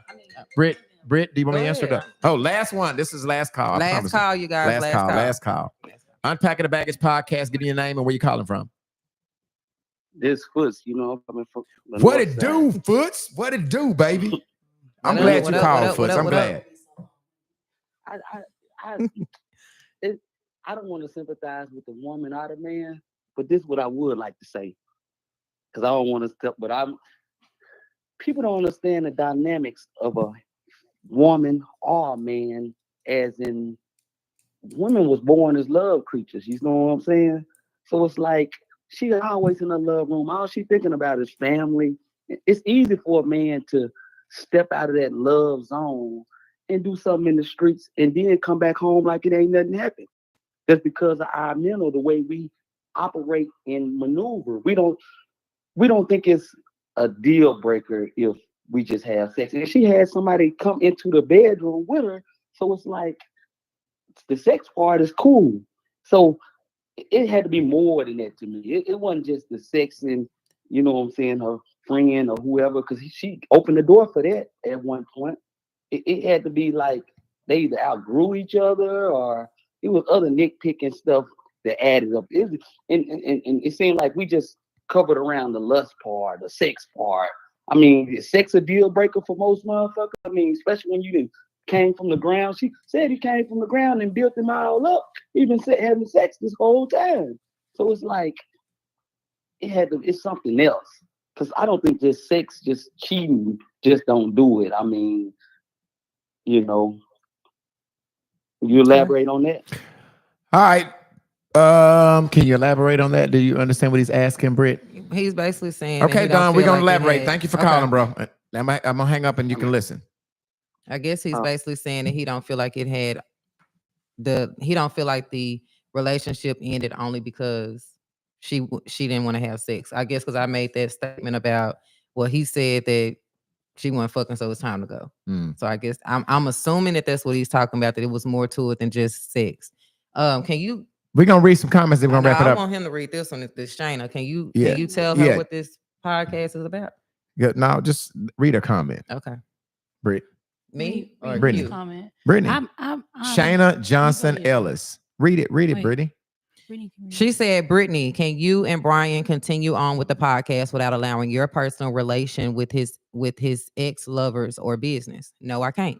Yeah, can't thank you, Shayna. I really want her to no, I ain't about telling the truth. She asked, can you not? Because here's the deal, Shayna. I ain't throwing no shots at Britt. I'm not either. Brittany has been throwing shots at me the whole podcast. I'm gonna hold you accountable. Don't you hold me accountable? No, because I don't throw no shots with you. You know what I'm saying? Well, that's what Shayna is saying. Don't be manipulative and narcissistic in this moment. What are you talking about? I will call you that, because what I'm saying is, you in the beginning of our podcast, even when going live, you was like, I'm telling y'all right now, we gonna air our shit out. We gonna tell this. I'm gonna tell you right now. I did, right? Okay, so let her know that's what this podcast is about.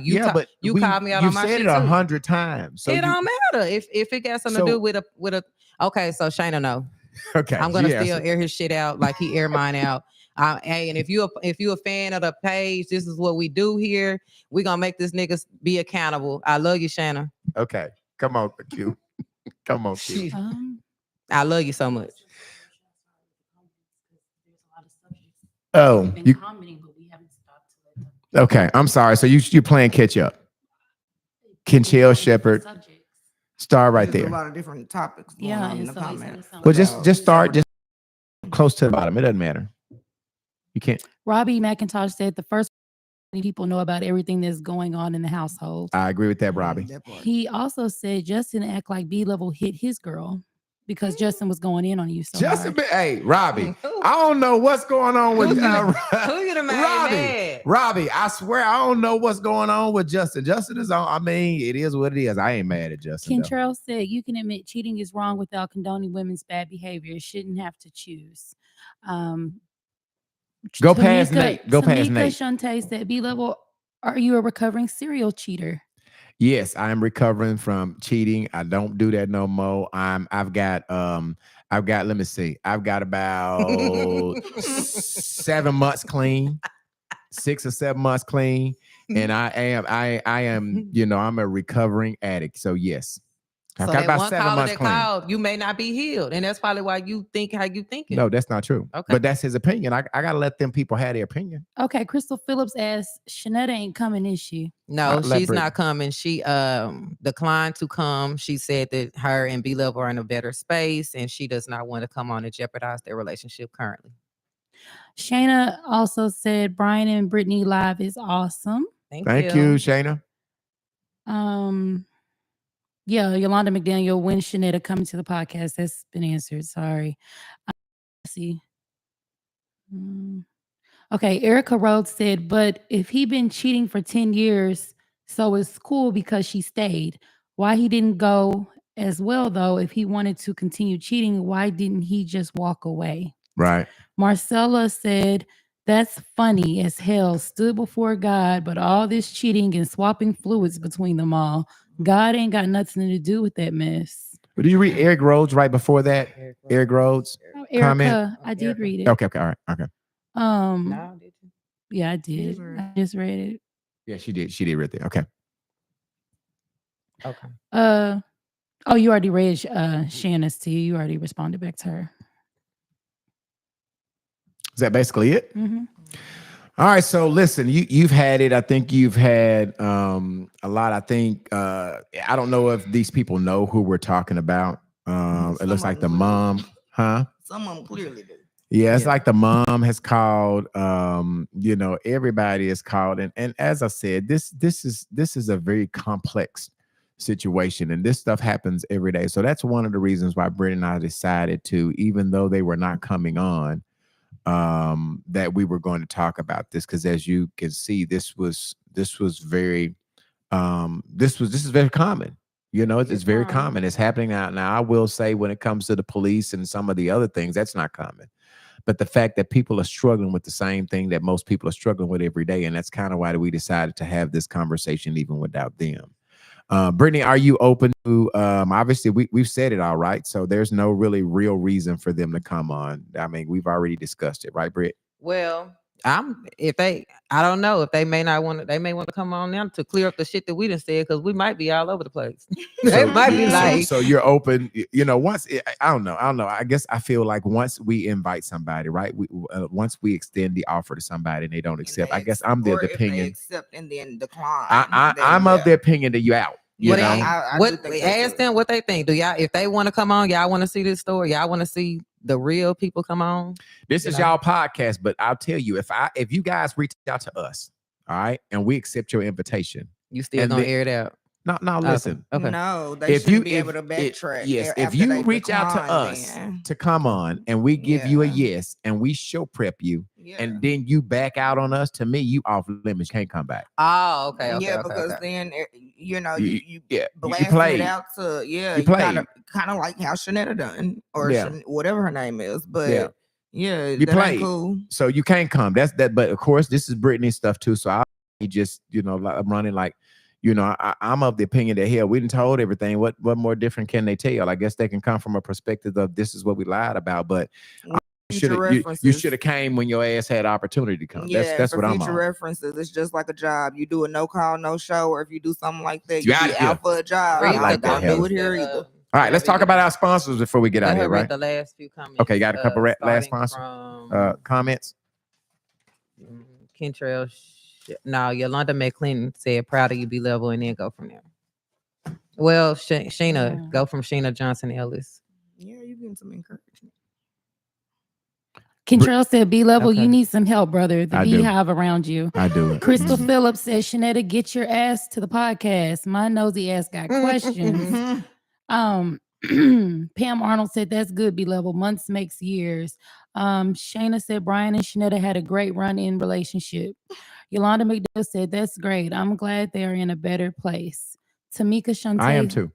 Tamika Shante said, it's only fair she come. B-level dug deep in Brittany relationship with her ex and asked 100 questions. And I feel the same way. Who said that? Who said I that? really do. Tamika Shante. Well, you Yolanda Barton said, sometimes if a man is cheating, a woman is not going to have sex with that man. It's not going to work. And if you have sex, then mind wanders, goes back to who you've been sleeping with, so she can't perform. Juanita can come out. LOL. Crystal Phillips, yeah, they done for her. We don't want to see them. Yeah. Because they don't want to see him. I saw something up here. Yeah, she was saying I should be biased. I was trying to go to Shanna comment. She said I should go up some more, right there. Brittany, you always should be biased when reading these messages. Shayna, I 100% agree with that. Well, if you agree, you wouldn't have been assuming that this wife could not have paid her bills. You was definitely picking sides earlier. Did I get read? Yeah, Did she just read me? I'm reading you. Because if you feel that way, we both got to do it. That's what I'm saying. You be on that. You be playing. Hug. Do you need a hug? Nah, when he just need a hug? When he finally gets somebody that's on his side, this what he do. He try to drag it. You be bull I'm saying this. This shit ain't personal to me. It's not personal to me. Yes, it do. It be personal to you. No, it's just I'm you going got to mad, call you out. You got the cussing today. Nah, because they had me fucked up. You still What got me I'm fucked saying up. is That don't mean I'm personal. mad. It's personal. That don't to mean you. I'm mad though. Listen, I can take somebody's not opinion. Listen to me. I can take somebody's opinion. And this man here, whatever, Justin, this motherfucker drugged me the whole podcast. I don't know him. That's his opinion Bro, of you me. just putting on your professional shit. No, what I'm saying. Now, see, you won't even let me live in my. See what I'm saying, Heather? She get mad and go to cussing and going off. But you have been handling yourself with dignity and class the whole podcast. That's because that's what you want me to do. No, I want you to be who you are. Well, what I'm me. saying, Are you being your raw, authentic self? I'm being my raw, authentic Are self. both of y'all? I don't feel like that's your sister. Well, I'm asking you. That's how I am. I know how you she ask is. her? That's how I am. Can you ask her, am I being my raw, Heather, authentic self? that's how I am. Because Ask at the her, end of the B-level. day, people opinion of me, I don't really give a shit what they care about me anyway. I'm going to tell my truth. Your opinion doesn't change what my value is, what I'm going to say, what I'm going to stand on. So you should be able to, we on this public platform. So of course people are going to tear us down. I don't know about that. But what I'm saying with Brittany, you notice throughout the conversation when she felt like being a little biased. Well, she was being biased, but the other thing is she got mad about it. I know. I got emotional about it. Mad is getting mad, I and I take wouldn't it even. that. I Well, wouldn't don't even think that finish it the was show. that. Tell me if this is right. I think it was more so of her feeling like you acknowledging that you cheated, but a lot of dudes when they cheat, they'll make you seem like they don't understand why you're so upset or why you're reacting a certain way or why you run into Facebook trying to get reassurance or whatever you feel. You get that? No, because it's all dumb shit. It's exactly. dumb. He's not going to get anything that we're It's trying. dumb. Well, what we're It trying. may be dumb, but you ain't dumb. Get your ass out the relationship. That part. A lot of times, men mistake us yelling or getting emotionally irate as we're the angry black woman. That's not what it is. I'm emotional about a certain subject, and in order for me to make you hear me, I gotta put the raw emotions in it. But I wouldn't be who I am. People are agreeing that is when they can acknowledge it and everything. And then let's not play. That nigga was upset because she was cheating too. Y'all just don't react publicly where everybody can see I agree with you that. showing your true colors. That's I agree really with what that. it be. Well, they say as women, we cheat out of emotion. Like Women if we do 9 cheat, times out of like 10. we are gonna sleep with somebody and catch feelings. As guys, y'all just dicking them down. Right. So it's different for women. I don't know. I'm not a cheater, so Emotionally, women are emotional anyway. Yeah, so we emotional. Realistically, knowing that, why do certain things and then be mad because of a certain reaction? And all I'm trying to get B-level to understand, this is it, is that if you saying that you are a changed man, I would expect for you to react with these situations as a changed man. So what all I'm saying is, instead of it always being on us, well, you guys shouldn't have took it. You should have just left. It seemed like it's a blame game for us, instead of you saying, well, you could say it that way. Y'all should have left it. But at the same time, man, you shouldn't have did this or you shouldn't have did that. It's just no accountability. It's only you trying to take make us take accountability. You ain't making them take no accountability. Kind of like saying she was wrong for doing whatever and everything and whatever she may have done. But he paid his way, so it don't matter. That's what I get. Right. He paid his way and it don't matter. And I can respect that opinion. Again, people only gonna do what you allow. So women and men, if you in a relationship for that long and somebody cheating, she cheating, he cheating, move around before you even get to that point of wanting to destroy each other's things and stuff. And ain't nobody got time. Okay, so if you want to cheat, we got an event that you can go to cheat.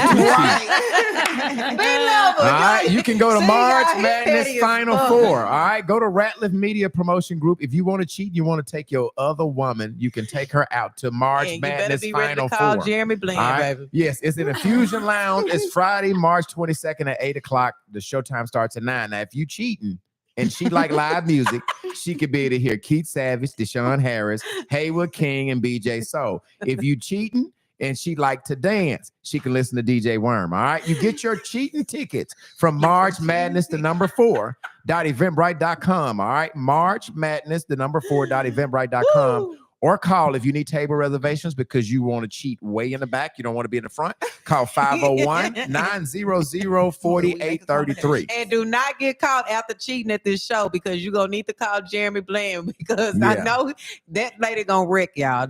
She going to probably run into your car. So last thing is, part of the proceeds are going to benefit the Dre family, the Dre Franklin family. Okay. Now, if you're in a wreck and you need a check, call Jeremy Bland. He make you stand on all 10. 501-912-0050.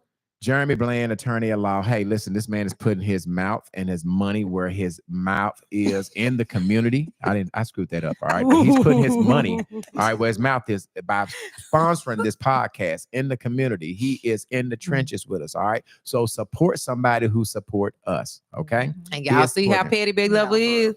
How he tried to throw that cheating stuff in there. That's what I'm saying. He petty, but he gets on my nerves. All I would say is just y'all pray for me. Pray for me too. Just pray for me. He's trying to get past his cheating ways. Pray for me and pray for Why Brit. they need to pray for you? Because I'm dealing with Brit every week. Just pray for me. Every week. Pray for me. But you love me though. I do, but still pray for me. That's all. So we love each other, right? Yes, we do. So that's all that matters. Listen, if you want to come on the podcast, y'all hit myself up, hit Brittany up, or inbox the Unpacking the Baggage podcast, and Heather will call you. Mm-hmm. Yeah, hit Heather up as well. Heather will call you, and she'll we have will the figure fan out. page. So hit the fan page. Yeah, make them sign a contract. They say they're gonna come. Q saying if your ass don't show up, we ain't fucking with you. And you get blocked. No, for real. Thank you. Okay. Because she I'm is the block king. So look, everybody was mad at me like, don't be blocking. Q said that. And Q got access to the page now, so if you look up and get blocked, it was Q. No, it was B Level Brittany. They be blocking folks. All right, guys, we'll see you next week. Same bad time, same bad channel. All right, bye. Peace out. Can't wait to cuss his ass out. Are you gonna keep it up? How do you stop them? Wait, don't you erase it. How do you stop? Oh, there it is. Now go back and stop it. See y'all. If you need Look at you. If you had a wreck and you need a check, right. Call Jeremy Bland. He make you stand on all 10. Yeah. It's a cute little kitchen. We have some comments over here.